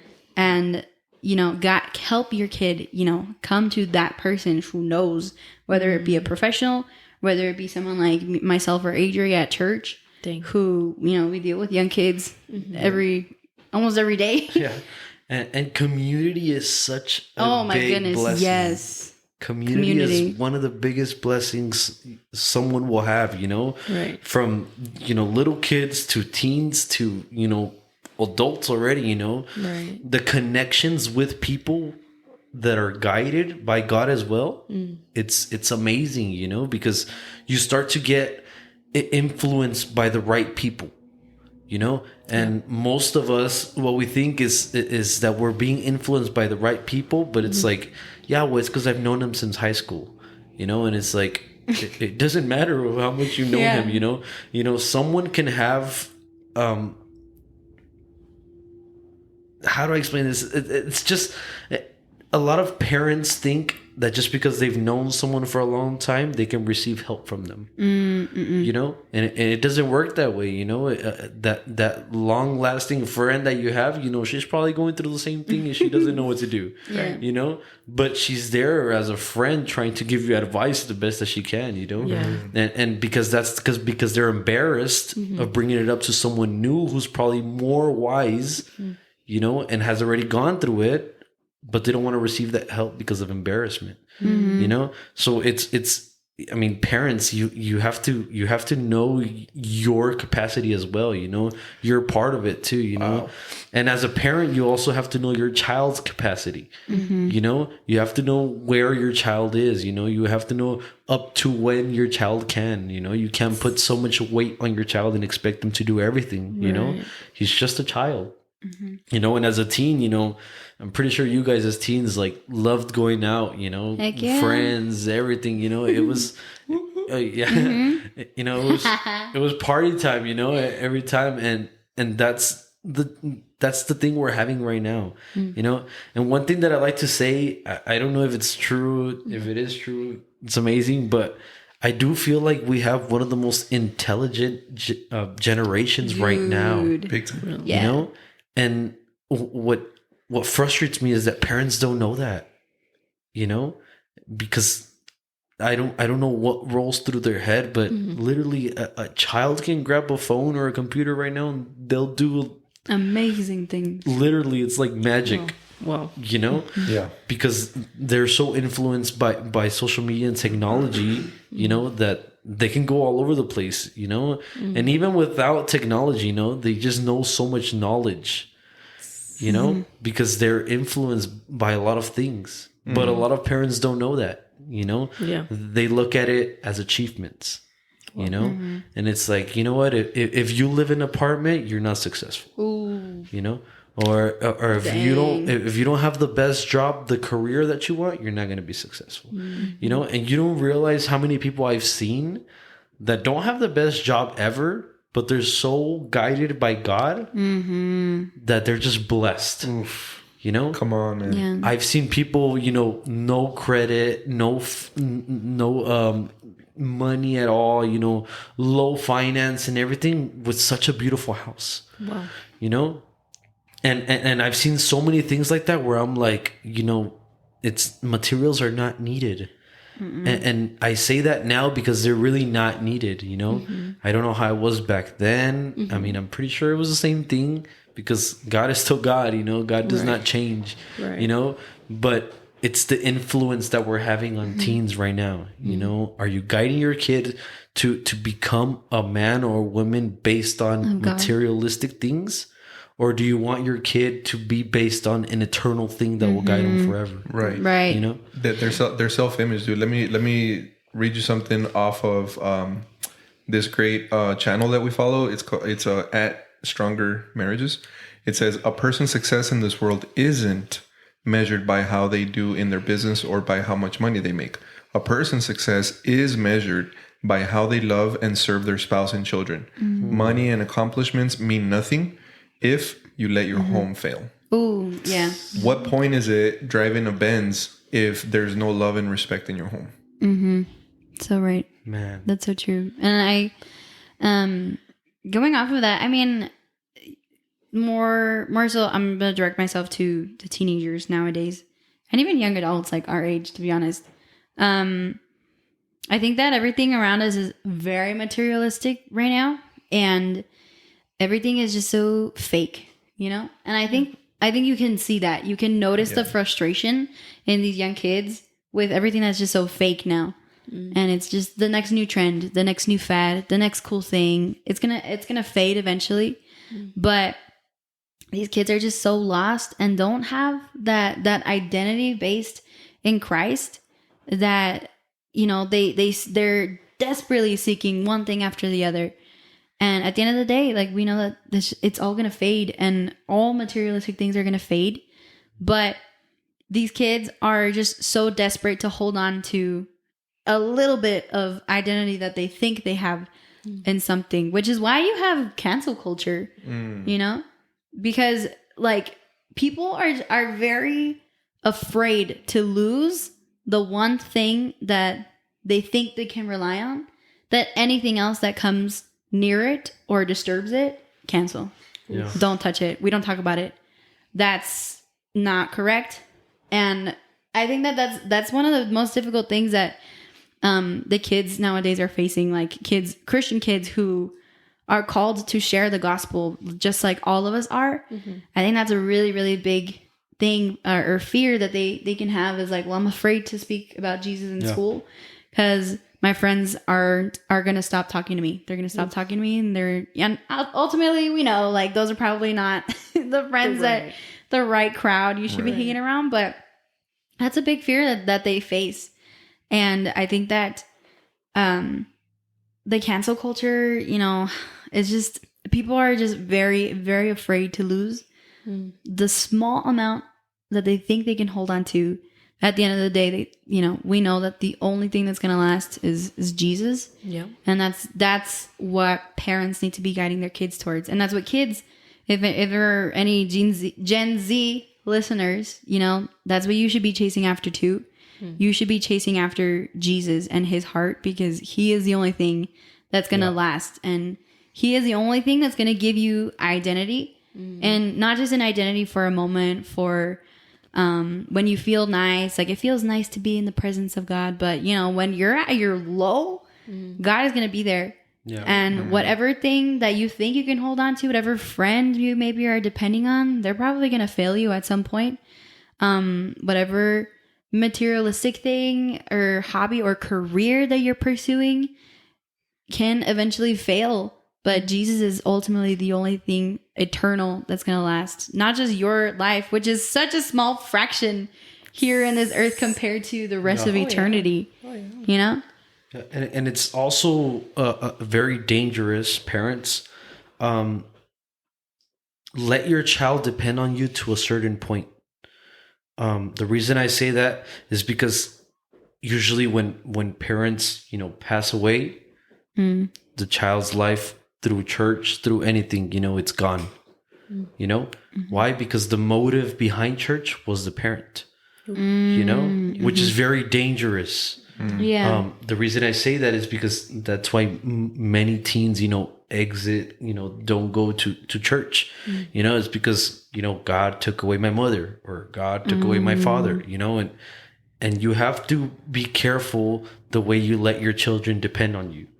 You know, of course, financially, everything else, you know, it comes through parents. But guidance has to come from God. You know, you have to guide your kids to God. You know, guidance of God is so beautiful.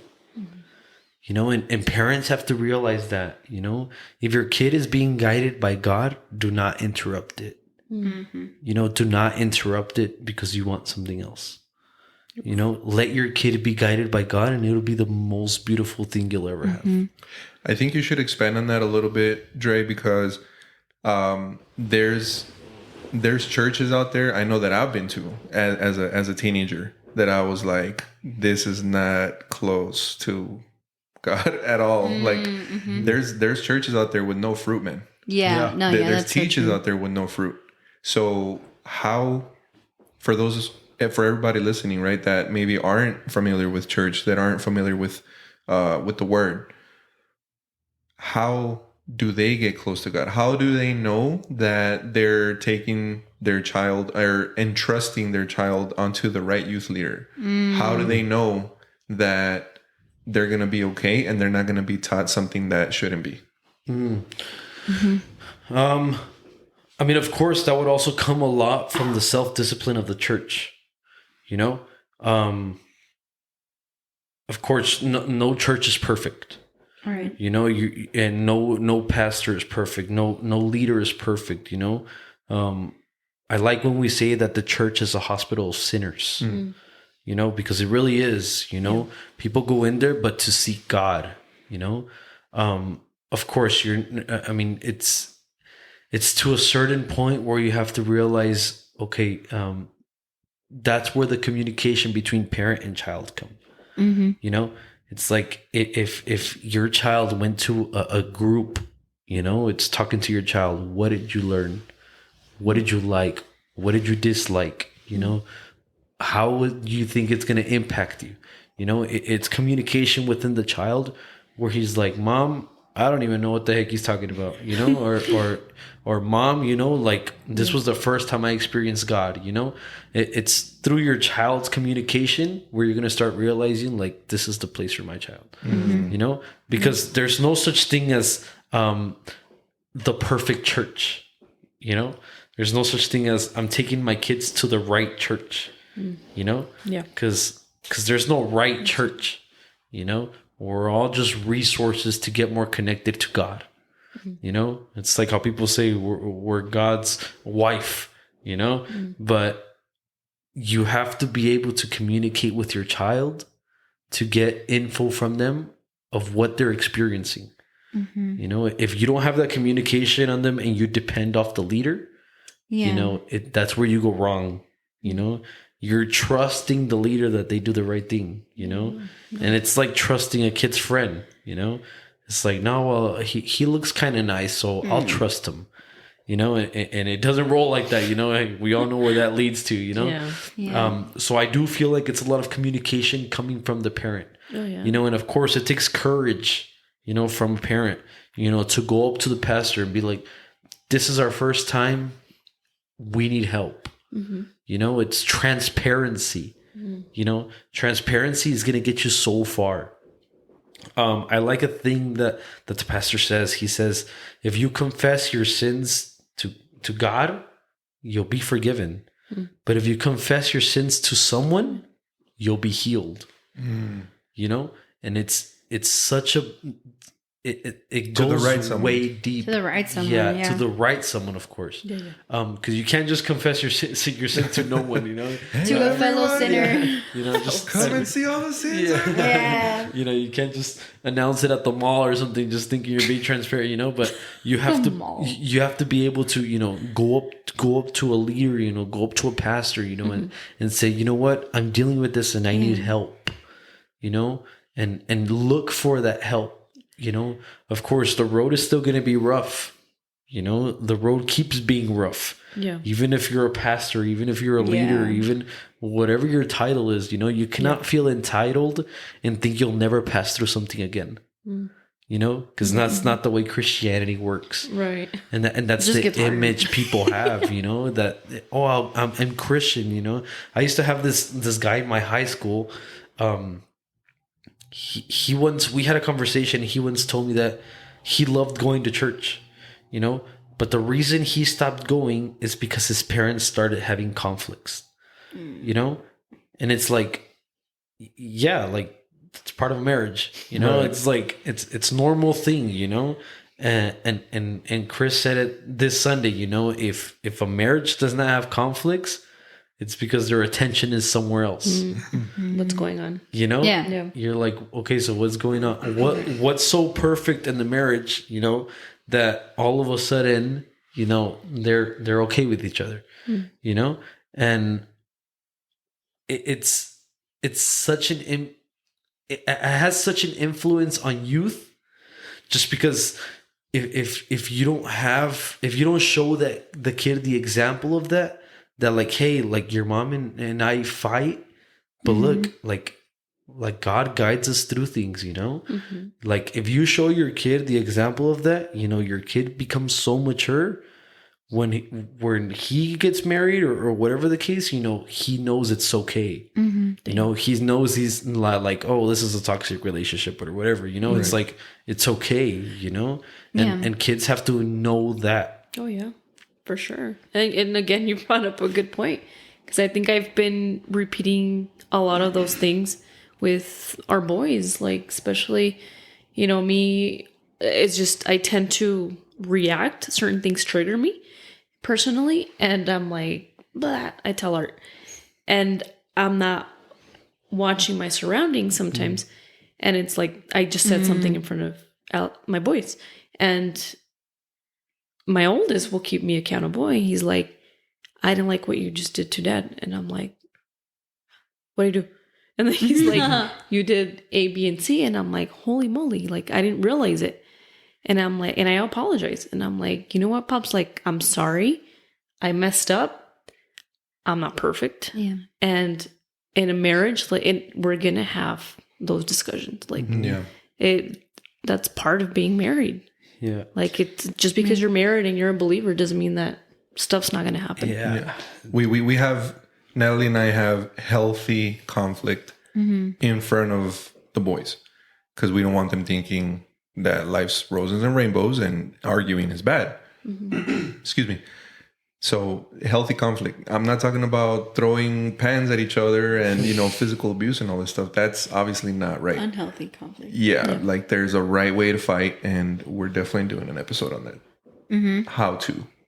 Yeah, How to but fight Abby, I feel like you've been having something bubbling. Oh, well, actually, no, that actually just brought up a really good point. I think that kids can learn way more from parents' mistakes than actually what your parents teach you, you know? Yeah.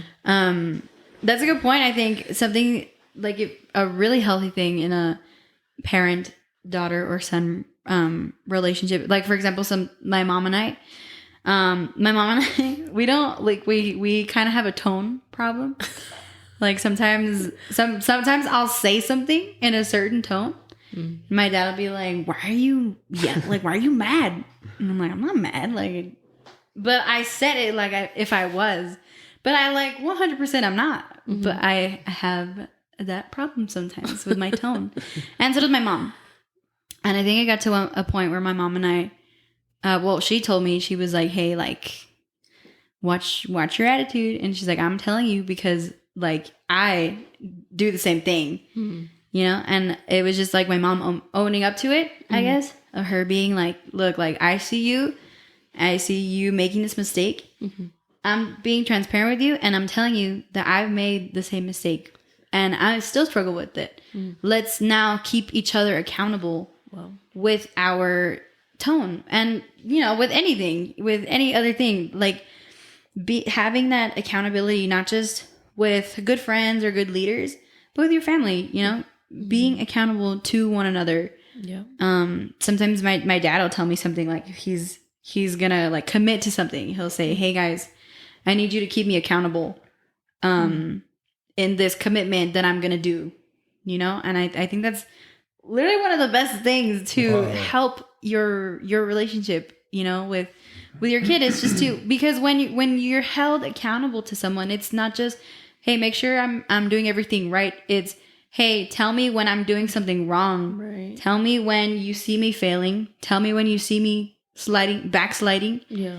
You know, accountability is not just make sure I'm doing the right thing every single day. Right. It's, you know, be transparent with me. Tell me when I'm messing up. Yeah. And I mean, apart, of course, from God being the center of the family, I feel one of the biggest aspects of having a healthy family is forgiveness and communication. You know, and it comes example from you guys, you know, what you guys just talked about, you know, it's having healthy conflicts, you know. If you have to fight, you know, out of your kid's sight, you know, you're doing something wrong. You know, if you have to go upstairs to go fight, you know, like, what are you guys saying to each other? You know, it's unhealthy, not only for your kids, but within each other, you know? And that's when divorcements start coming in, and that's when all that starts to come in, you know? And the thing about divorcements, it's that parents start to depend on their ego to the point where they even forget they have a kid. Oof. You know? That's very true. Yeah. It's like, no, I hate my wife, you know, I'm out, you know? And it's like, all right, but what about your kid? Yeah. You know? Yeah. And it creates such a big ego in them, you know, that they just like, I mean, the kid totally disappears, you know? And that's why parents are like, why is my kid struggling through this? You know? And it's like, well, why are you hiding so much stuff from your kid? You know? And what some of the things that made me sad was the fact that some mothers or some fathers, vice versa, they don't let them see their other parent. Oh man. Yeah. You know? You're using the child as a card. Yeah. The ace up your sleeve. Yeah. And it's I wouldn't even have like something to say about it. It's dumb. You're hurting the It's child. like you're thinking of you know, like I Right. don't want to see him. And it's like, it's not about you. Being Like selfish. this kid is literally growing up without a dad or a mom, you know, and it's like half of their life is missing. You know? Yeah. And you can't, you know, I know parents who would divorce just for child support. Wow. You know? Yeah. And it's like, it's so crazy how parents develop an ego upon themselves where they just want everything for them, you know, and they they're don't think selfish. about their children, you know. It creates a selfish character in them. Right. You know? Now, I do have to throw a disclaimer in there. We're not advocating for unhealthy marriage. We're not advocating to stay in in an unhealthy relationship Yes. just because I have kids. Yes. Right. Like, dude, if you're being abused, Yes. if you're being beat up, like if it's complete, if the cops are at your house every other day, if there's alcoholism, if there's drug addiction, if there's adultery. Like, I mean, It's there's a dangerous. lot of things, right? Yes. And if you know, and you saw help and stuff like this, and that person is just not changing, or that's a different conversation. Like, don't, because I know parents that Yeah. have stuck it out, and then they're Because like, they have kids. yeah, because I have kids, and then they throw it in the kids' face when they're adults. Yo me quedé con tu papá because, because of you. Yeah. I suffered because of you. I did this. I stayed because of you. And it's like, bro, that's not even, that's so below the belt. I mean, it's despicable, right? Yes. So yeah, we're not advocating for that. No. Right? Not at all. Like within the healthy context. Yes. So anyway. Oh. All right. Yeah. All right, guys. So let's dive in. I really wanted to kind of, the name of this episode is Dear Gen Z. What message do you have for Gen Z? I feel like we've had an amazing conversation. What message do you guys bring to Gen Z as youth leaders, as in your young 20s? You are Gen Z. You are one of the most mature leaders and minds that we know your age, which is why we brought you on. What message do you have, man? Like, talk to him. Ladies first. Talk to him. Let's go, girl. All right, dear Gen Z. One of the biggest lies that Gen Z has been told to and has believed is individuality. And I say that because we are very mature and not for a good reason. Like, I think we're very mature because because Gen Z as a whole is very mature. I would say, Adrian was talking about how we're probably the smartest generation in, the age that we're at, because of all the resources that we have. That, like, we are very mature. We're very smart. We're very capable of a lot of things. But the reason I say the biggest lie that we've been told is individuality is because there's this thing right now of like, well, follow your heart and you do you and be who you want to be. And that is quite literally the biggest lie that we've been told and that we've believed, and which is why you have young teenagers running wild, doing whatever they want, or identifying as whoever and whatever they want to identify as, or dating as many people as they want, or just, the list goes on and on and on, because the Bible says that our hearts are deceitful, and our flesh is weak, and at the end of the day, we don't know what's good for ourselves. We don't. I mean, Gen Z, what's the oldest age of Gen Z? I think it's like 24. Like, that's not even, like, your frontal lobe isn't even developed yet. Dang. But like, Gen Z is still very young, and there's still a lot of Gen Z coming up. But the biggest thing that I would have to say to Gen Z is, don't believe the lie of individuality, because at the end of the day, if you do what you want to do, if you say what you want to say, be who you want to be, you're going to end up very lonely and very lost.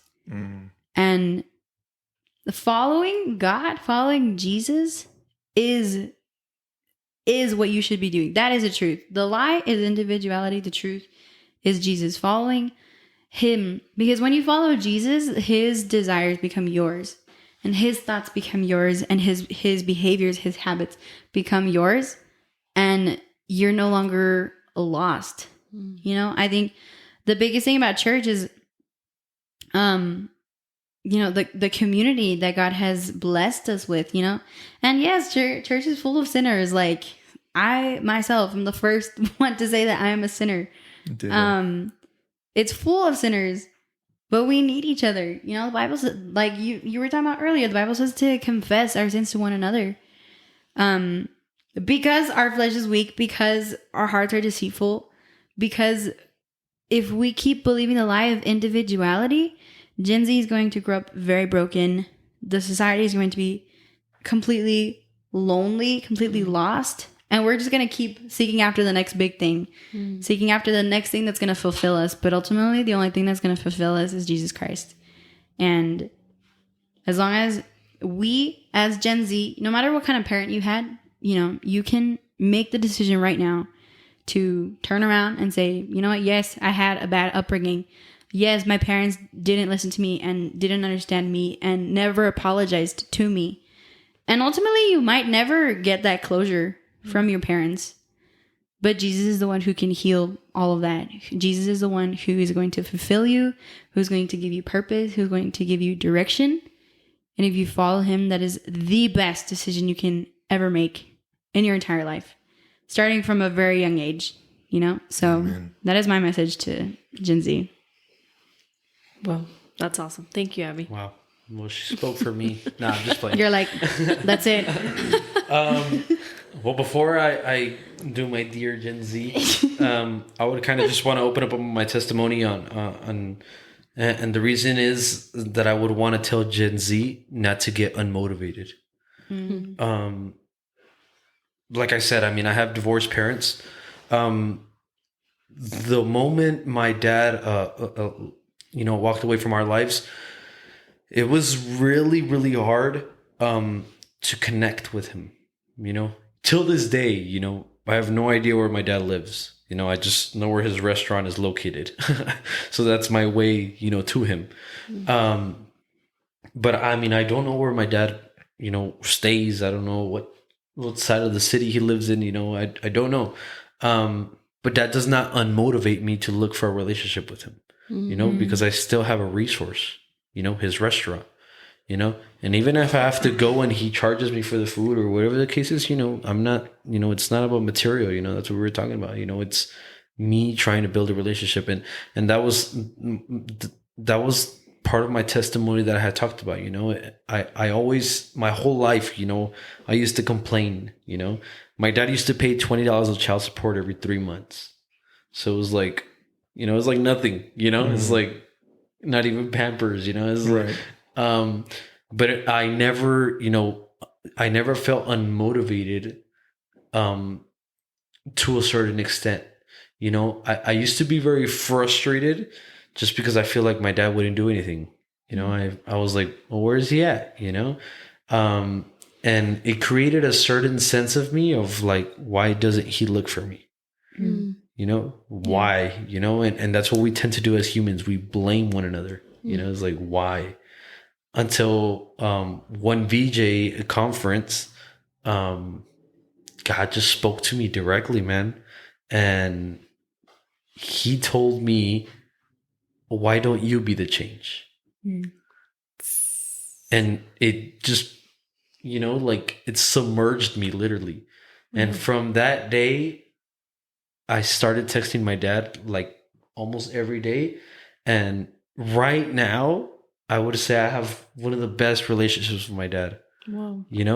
Because I didn't wait for my dad to text me. God gave me the courage to do it. To go look for him. You don't have to wait for your parent to come look for you. You can be the change as well. Like the problem doesn't have to be the change. You can always be the solution. Oof. So yeah, I mean, Gen Z, don't feel unmotivated. There's gonna be problems. There's gonna be rough times. There's gonna be valleys. There's gonna be times of darkness, but you cannot feel unmotivated through those dark times because there's always light. And that light is God. And even in the weirdest moments, God can shine. Yeah. And it's so weird. Like you're like riding, uncalled for. You're riding in your car, listening to your favorite artist or whatever, and God speaks. And it's so crazy how creative God is. Yeah. And Gen Z just seek God. That's my biggest message out there. Seek Him. Not because don't do it because you feel forced or you feel obligated or you feel like, oh, you know what, those people up there, they speak life, don't do it because of that. Do it because you need him. You're thirsty for him. You're hungry for him, and I can see that we have one of the most hungriest generations right now. Yeah, for sure. And it's so noticeable by so many actions, and that's why I tell Gen Z, don't unmotivate yourself. Don't let other people's thoughts and feelings bring you down, because only you know your capacity. Only you know what you're capable of. Dang. So don't unmotivate yourself. Dang. That's awesome. Why are you giving me looks, babe? I'm just looking at you. Adray, you're dropping so many bombs, bro. Both of you guys. Both of you. It's like, wow. Am I really talking to 20-year-olds? Dude. It's like I'm actually 28. Take the mask so off. You're like 84. Yeah. I've been using, back to social media, I've been using the young filter for so much. Oh my gosh, man. Social media, dude. So just to kind of wrap up on that, man, you guys hit everything great. For those of you that are addicted to social media, which is a lot of you, Gen Zers, there's a Netflix documentary that we just finished called The Social Dilemma. I saw that. It literally talks about how you're being brainwashed on purpose. Yeah. These algorithms, and this is the developers, this is the gurus of the Facebooks, the Googles, the Instas, like the Snapchats, the TikToks, on purpose. And one of the guys even said it's not a fair fight, not even close, because you have some of the smartest minds in the world developing algorithms to how to get you more and more addicted to their technology. And you, if you're a Gen Zer, you don't know that you're being brainwashed and manipulated. And as a parent, you choosing to be ignorant about this topic, you're basically letting your child's device parent them for you. An iPad is not a babysitter. Yeah. Stop being a lazy parent and get more involved with your kids.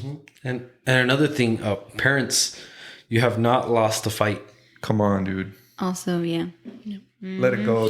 Come on. You have to recognize. Drop that bomb. You have to recognize that you have not lost the fight. Yeah. And a lot of parents feel, down, but because, my son is now in jail, I lost the fight, and it's not, it's a season, Right. That's what seasons are for, it's every season teaches us something, but you have not lost the fight. It's just a season. It's something temporary, but you have to look for the eternal, What is your son? What are you going to teach your son after he gets out? How are you going to help your son or your daughter? Don't lose the fight. Don't give up on the fight. Yeah, and that comes with just complete transparency. From the parent. Because at the end of the day, I think some parents might feel like my kid doesn't want to talk to me anymore. Like, how am I supposed to help? Like you were talking about, your message to Gen Z is exactly the message to parents of Gen Zers as well. Of like, don't get unmotivated. Like, yes, you might have hurt your kid for X amount of years, and it probably will be difficult for your kid to learn to trust you again, to learn how to be close with you again. But yeah, 100% that, you have not lost the fight, and keep going and keep seeking. First of all, keep seeking after God's heart, because he's going to give you the instructions on how to chase back after your family. Yes. How to lead your family, how to lead your wife, your kids, wives, how to forgive a husband who maybe was neglecting to their kids, and vice versa, But Yeah, the fights never last for Gen Z or the parents. Yes, and I mean, man, I wish we could talk about this all day. Like, there's literally so much things, but Oh, yeah. it just comes so much from parents. We're on no time frame, by the way. Like, y'all, you know, if you got more, bro, let it go. These people need to hear it. And it really does just come from parents, you know? And, you know, the problem is, you know, parents try to get to their kid's heart, but what they're doing is they're giving their heart to someone else, you know? And what I mean by that is so many parents go, I know kids that have met, you know, yeah, my dad, he has a new girlfriend every week, you know? And it's like, you know, you're trying to get your kid's heart, you know, but you're giving your heart to like 3 other women or 3 other men, you know, your child's meeting different people every week. It's like, how do you want your child to feel secure enough to be transparent, to open up their heart if you open up your heart to anyone? Oof. You know, Yeah. you can't just, you have to teach your kid to, you know, guard their heart, you know, because what's going to happen? Your kid's going to grow and he's going to do the same exact thing, you know? And I know we didn't want to speak about this, but this is when teen pregnancy comes in, Yeah. you know? Oh, let's talk about teen Yeah, pregnancy, yeah. bro. Because that's what happens, you know? She sees the mother, you know, and the mother's with a different guy, you know, or the mother's out there partying every weekend, you know, and it's the girl sees it as it's okay. You know, my mother does it. And what example are you setting? What example are you leaving for your child? You know? And it's like, there's so many things to prevent pregnancy right now, but we choose those actions. You know, teens choose those actions not because they want to, but because they feel like it's okay through experiences of their parents. They I think they're influenced through culture. Yes. The culture right now is super over sexualized. Oh, yeah. You know, I mean, you can't watch a rom-com without a one-nighter. Yeah. You can't be on social media for 5 minutes without seeing bikinis and, you know, Yeah. yoga pants or whatever. I mean, it's super sexualized. Yeah. Yeah. No, I was just going to mention that about the teen pregnancy is just that I think a lot of young girls, you know, are lost in their identity and unfortunately are not being led down the right path as to who they should grow up to be, there's nobody guiding them. And as soon as they feel that, well, I think this guy loves me, you know, because he tells me that I'm beautiful. He tells me that I'm smart, that I'm funny. You know, she confides in him because ultimately maybe her parents are not telling her that.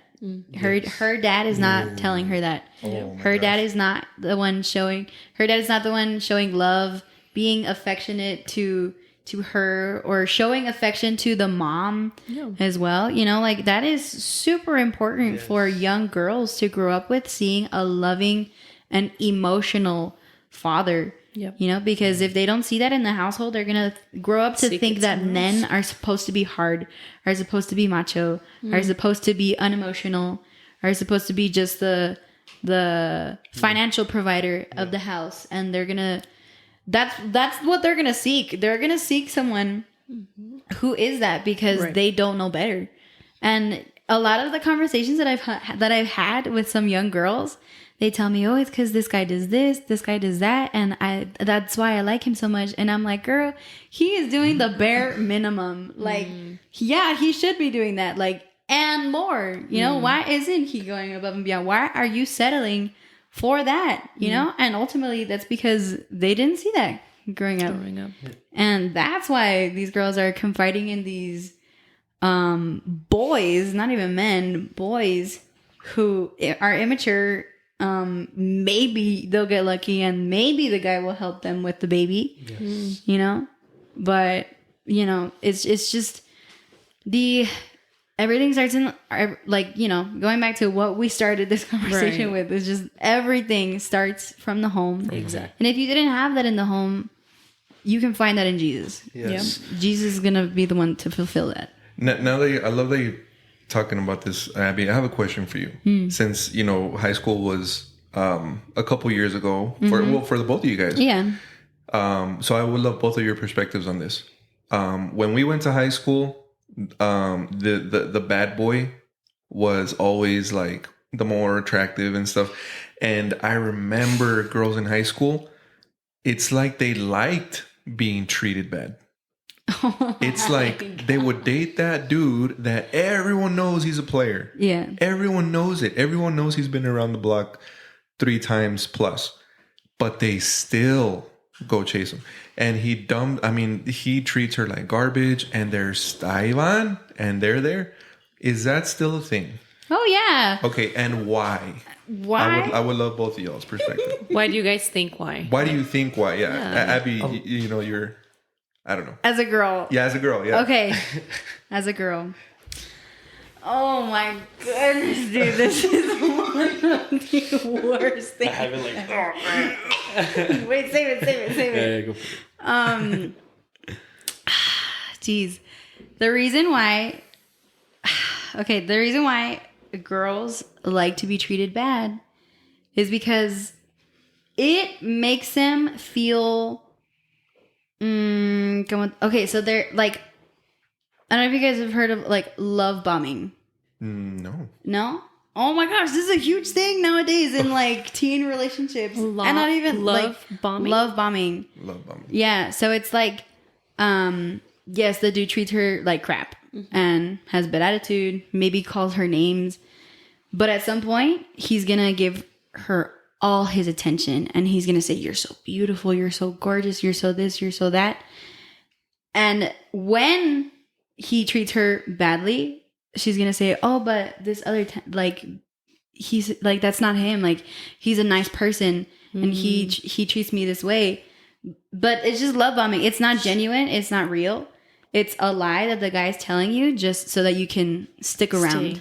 And it's not that she likes to be treated bad.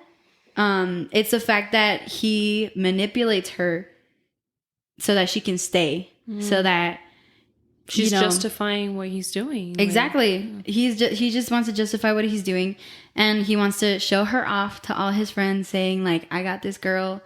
And honestly, I think, I don't know, I could be wrong, but I think it gives the guy a certain like ego to be like, yeah, this is my side piece, like my just thing that I treat badly, but she's my girl, you know, and she sticks around. And ultimately it's because that girl doesn't have the example and doesn't know what to seek after, you know, a good, respectful man, that she settles for being treated badly because at some point he said she was pretty. He gave her flowers. He did the bare minimum to make her stay. Wow. Dale. First of all, fathers, man, you just have such a big role, you know? It's such a big role, not only in your boy's life, but in your daughter's life. You know, how do you expect for someone, you know, random that they meet in school or they meet online or whatever to protect them when you're not there? You know, you can't have someone else protect them, you know, if they don't feel the protection from you. You know, that's why a lot of girls seek a lot of men, because they try to find that protection that their father never gave them. You know, and it comes a lot from that, from their father's attention. You know, father, if you're not giving the attention, you know, she has her attention on a lot of other men, you know, and it's very hard to hear, but it's the truth. You know, fathers need to hear that because it's the truth. You know, if you don't give your daughter that attention, she's looking for other attention somewhere else where she's not supposed to be looking for attention. 100%. And it's the truth. And daughters, I mean, don't feel discouraged. You know, if you don't have that father figure, you know, you have a father eternal who loves you, you know, who's always hugging you. Come on. You know, Who literally, you know, the Bible says, you know, the husbands treat your wives as Jesus loved the church. he died for the church. You know, he gave his life for the church. And I think that if a young girl grows up with maybe a dad who is always disrespectful to the mom, she's just going to grow up, assuming, okay, this is how a man treats a woman. And the woman sticks around because she's supposed to be loyal. She's supposed to be strong. She's supposed to be put together herself when, like, that's not the case. Yeah. Now as far as boys, I don't. I mean, it frustrates me because it's starting to become what society is implementing in boys. You know, and it's depending how many girls you have by your side that makes you manly. You know, or makes you popular. Yeah, your body count. Yeah, or your body count. I mean, what the heck? And body count is basically how many women you've slept with. You know, and it shouldn't even be a count. You know, I mean, there's no point of you counting that. You know, and girls, why would you want to be a count? Part of a body count. Yeah. Well, I mean, that was popular back then too. They had the little black book. They had. Oh yeah, that's so right. it's the same thing. Yeah, Same and I mean, girls brag about it too, having their own body count. Yes. No. 100%. Girls brag about, I've slept with, I don't know how many men, I can't even count. No. I just learned this, dude. They brag about that, and it's like, it's a thing. It's like, oh wow, like you must be so amazing, like you must be, you know. And it's just like, why are you bragging about that? Like that's disgusting, actually. Oh my god. Yeah, I mean, can you imagine? I mean, I'm not gonna go there. We're not gonna go there, but dude, because when we were in school, just a couple years ago, I mean, at least for the girls, it was they didn't want to say, and they would deny. You know, if the guy started bragging, oh yeah, you know, I slept with so and so, and then it starts spreading in the school, she'd be like, no, I didn't, you know, this and that, because they don't want to be labeled as a HOE, right? Yeah. Luda. Natalie. I might edit that out. I don't know. Natalie. Yeah, we'll probably edit that. But anyways, so now it's a bragging thing. Now it's a bragging thing, Oh my yeah. gosh. And I think also, like, just because of the way society's evolved, you know, the whole feminist movement, the whole, like, equality and, like, yeah, I mean, yes, like, equality, yes, we should be, you know, there are certain things that should be equal. right. But that, unfortunately, has become something also that it's like, yes, men have bragged about this for years, decades, but women also brag about it. It's also a big thing. Wow. And I think most of it comes from, you know, emotions. You know, as a boy, you know, if you slept with so many girls, it's like you have, you know, the world in your hands. You know, basically that's what it is. You know, and it's crazy how society has a perspective like that. Yeah. You know. And it's like, dang, yeah, that guy slept with this girl and the cheerleader and the soccer girl and all this. And it's just like, well, poor kid, you know? It's like, it's not the way youth should be living his life right now, you know? And it worries me because there's so much stuff out there that is needed by youth that is not being implemented on youth. You know, there's so many things that youth can be empowering right now, but they're worried so much about, you know, pleasures, you know, and it's like minute pleasures, you know, it's like, you know, right now they're coming up with like hit and go and hit and something, I don't know, hit and run, I don't know what it's called. What is that? Yeah, hit it and quit it, something like that. It's like, it's nonsense how all these things are being created, and it's crazy how they're using their intelligence on this, you know, when they could be using their intelligence on something else, you know? But yeah, what I will say about that is I mentioned earlier that, you know, Gen Z is super talented, super knowledgeable about all these things. But yeah, just like Adray said, like they're using it on nonsense. And I mentioned earlier that also that like Gen Z is very mature, unfortunately. Because of I think the rapid pace at which technology developed during our upbringing, technology and social media like switched from being something fun, a pastime, to everything that you are, everything that you want to be perceived as.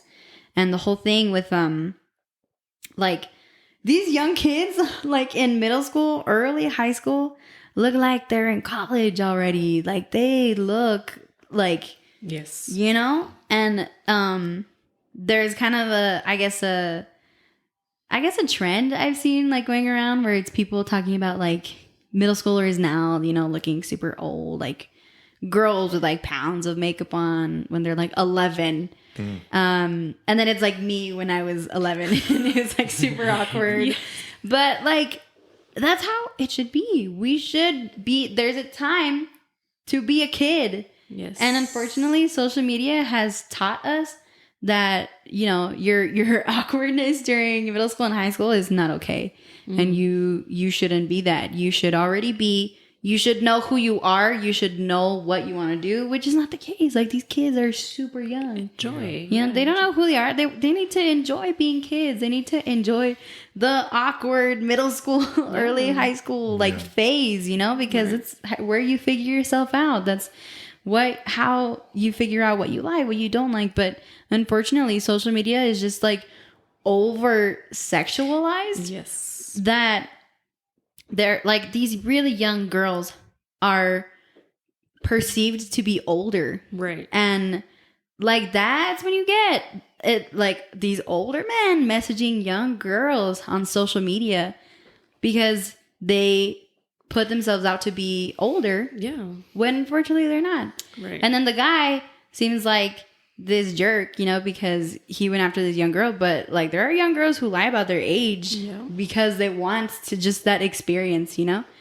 But also like that's just it's just disgusting. It's so gross. Yeah. And I think that's also why to the date we've had the highest like percentages of like sexual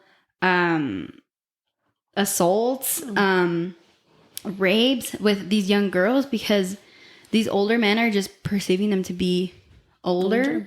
Right. And social media has a huge role to play in that. And these young girls end up being victims of something so, so terrible because of something so sick that was placed into these people's minds, right. And social media 100% has a whole lot of blame to put onto that, Yeah, and I do feel girls have to know their place. I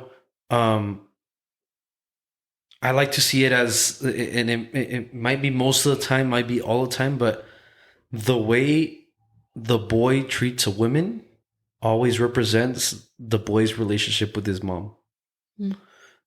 The reason I say that, if the boy is abusive, I don't want to wonder how his relationship with his mom is, because your mother should be the first woman you ever respect, apart from anyone else. Your mother's basically the first woman you meet.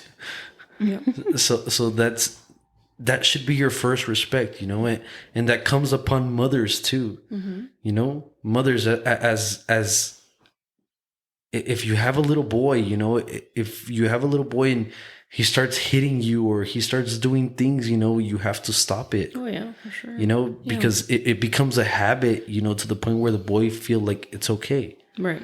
And it's a dangerous kind of zone that mothers have to go through, but it's the truth. And the reason I know that it's why I have a little nephew now, and I don't know if it's natural that the baby kind of hits the mom a little bit, but it's to a certain extent where the mom has to say no, right? Is not okay. And the mother has to represent that type of respect, to implement it in the boy's life, right? Because if it's not implemented, the boy is he's free, he has no restrictions, so mothers, you have to be able to implement that, you know, in your boy's life, you know, learn how to say no. You know, have the same respect for your child, you know, as well as you do for your husband or anyone else. You know, you can't let your child feel free, because then when he's really free, you know, that's when people start to struggle. You know, and boys, you just have to. I mean, fathers, everything. You know, everything comes from example. You know. Everything comes from example, because if a boy doesn't know how to treat a woman, you know, it's because he never had the father figure. You know, he never had the marriage to go based off on. Right. You know, and that's why many boys also try to seek different types of girls that have different types of characteristics. You know, and my mom told me this. I don't know if it's true, but I kind of see it. But the boy usually tends to date someone that has physical features like their mom. Oh, well. You know, and that's impressive. You know, that's impressive how boys have that certain, you know, look, you know, of like, and it's also amazing, but it can also be dangerous if the mom doesn't have that, you know, that physical feature, the good mom. Okay. You know, because that's when boys start to look for toxic relationships. Right. You know, and it can be dangerous, you know, as much as, you know, girls go through rape and everything, you know, guys do it too, you know, and it's something that should be spoken of, but it's something that boys are embarrassed of. You know, when boys are sexually abused, you know, it's like in today's society, you're named gay. That's You know? very true. And it's not like that. Like it's something serious. Yeah. You know, it's something very serious. You know, as a parent, you can't feel discouraged. Right. You know, if a kid comes up to you or your child comes up to you, I'm sorry, and tells you, this guy is doing this to me, you know, you have to be able to react as someone who is friendly to him, you know, because if you tell him, no, you're over exaggerating, no, he never did that, no, you don't even remember, you're just a kid, you know, it you know, the kid carries a trauma, you know.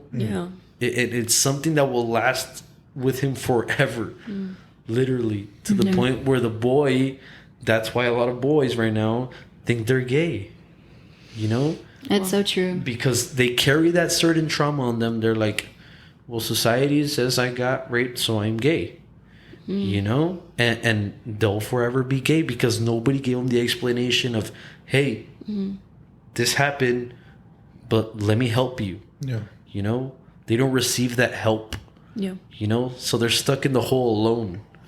And it goes back to that part where we keep repeating it, where the household, the kids have to have that. They have to know that they can confide in their parents, especially with stuff like that. Like that's very serious.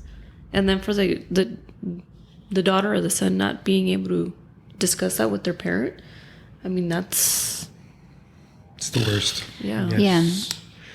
Man. Such a great conversation, guys. Thank you so much.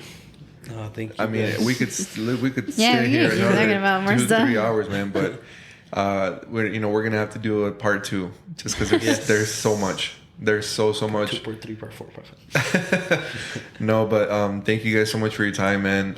I think, you know, just a little bit that you were able to, you know, share your heart with Gen Z is gonna really make a big difference, man. So we really appreciate it.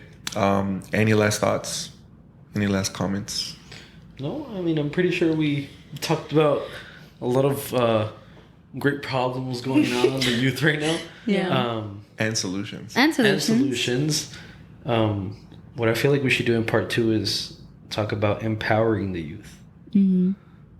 So Love it. That's awesome. that would be Stay dope. tuned. Stay tuned. Yes. Subscribe. Yeah. Subscribe. Share. I hope that Share. it was helpful for any Yes. young listeners or any parents or anyone who wants to know more about Gen Z. Yes. Yeah. And we're not perfect. We don't have all the answers. Right. Right. Yeah. I mean, you guys are just it's just starting, you know. Yeah. It's like us, we're the ones with more experience, more. Yeah, man. But you guys said it best, man. Jesus is the way. Jesus is the way. Yes. Jesus is the way, the truth, and the life. So thank you guys for listening. Stay tuned. Way more to come. Have a great night or day, everybody. Yes. God bless you. Take care. Bye. Yeah. And bye. hashtag, you haven't lost the fight. Oh, come on. Come on, Dre. Come on, Dre. Good night, guys. Thank you. Night. Bye-bye.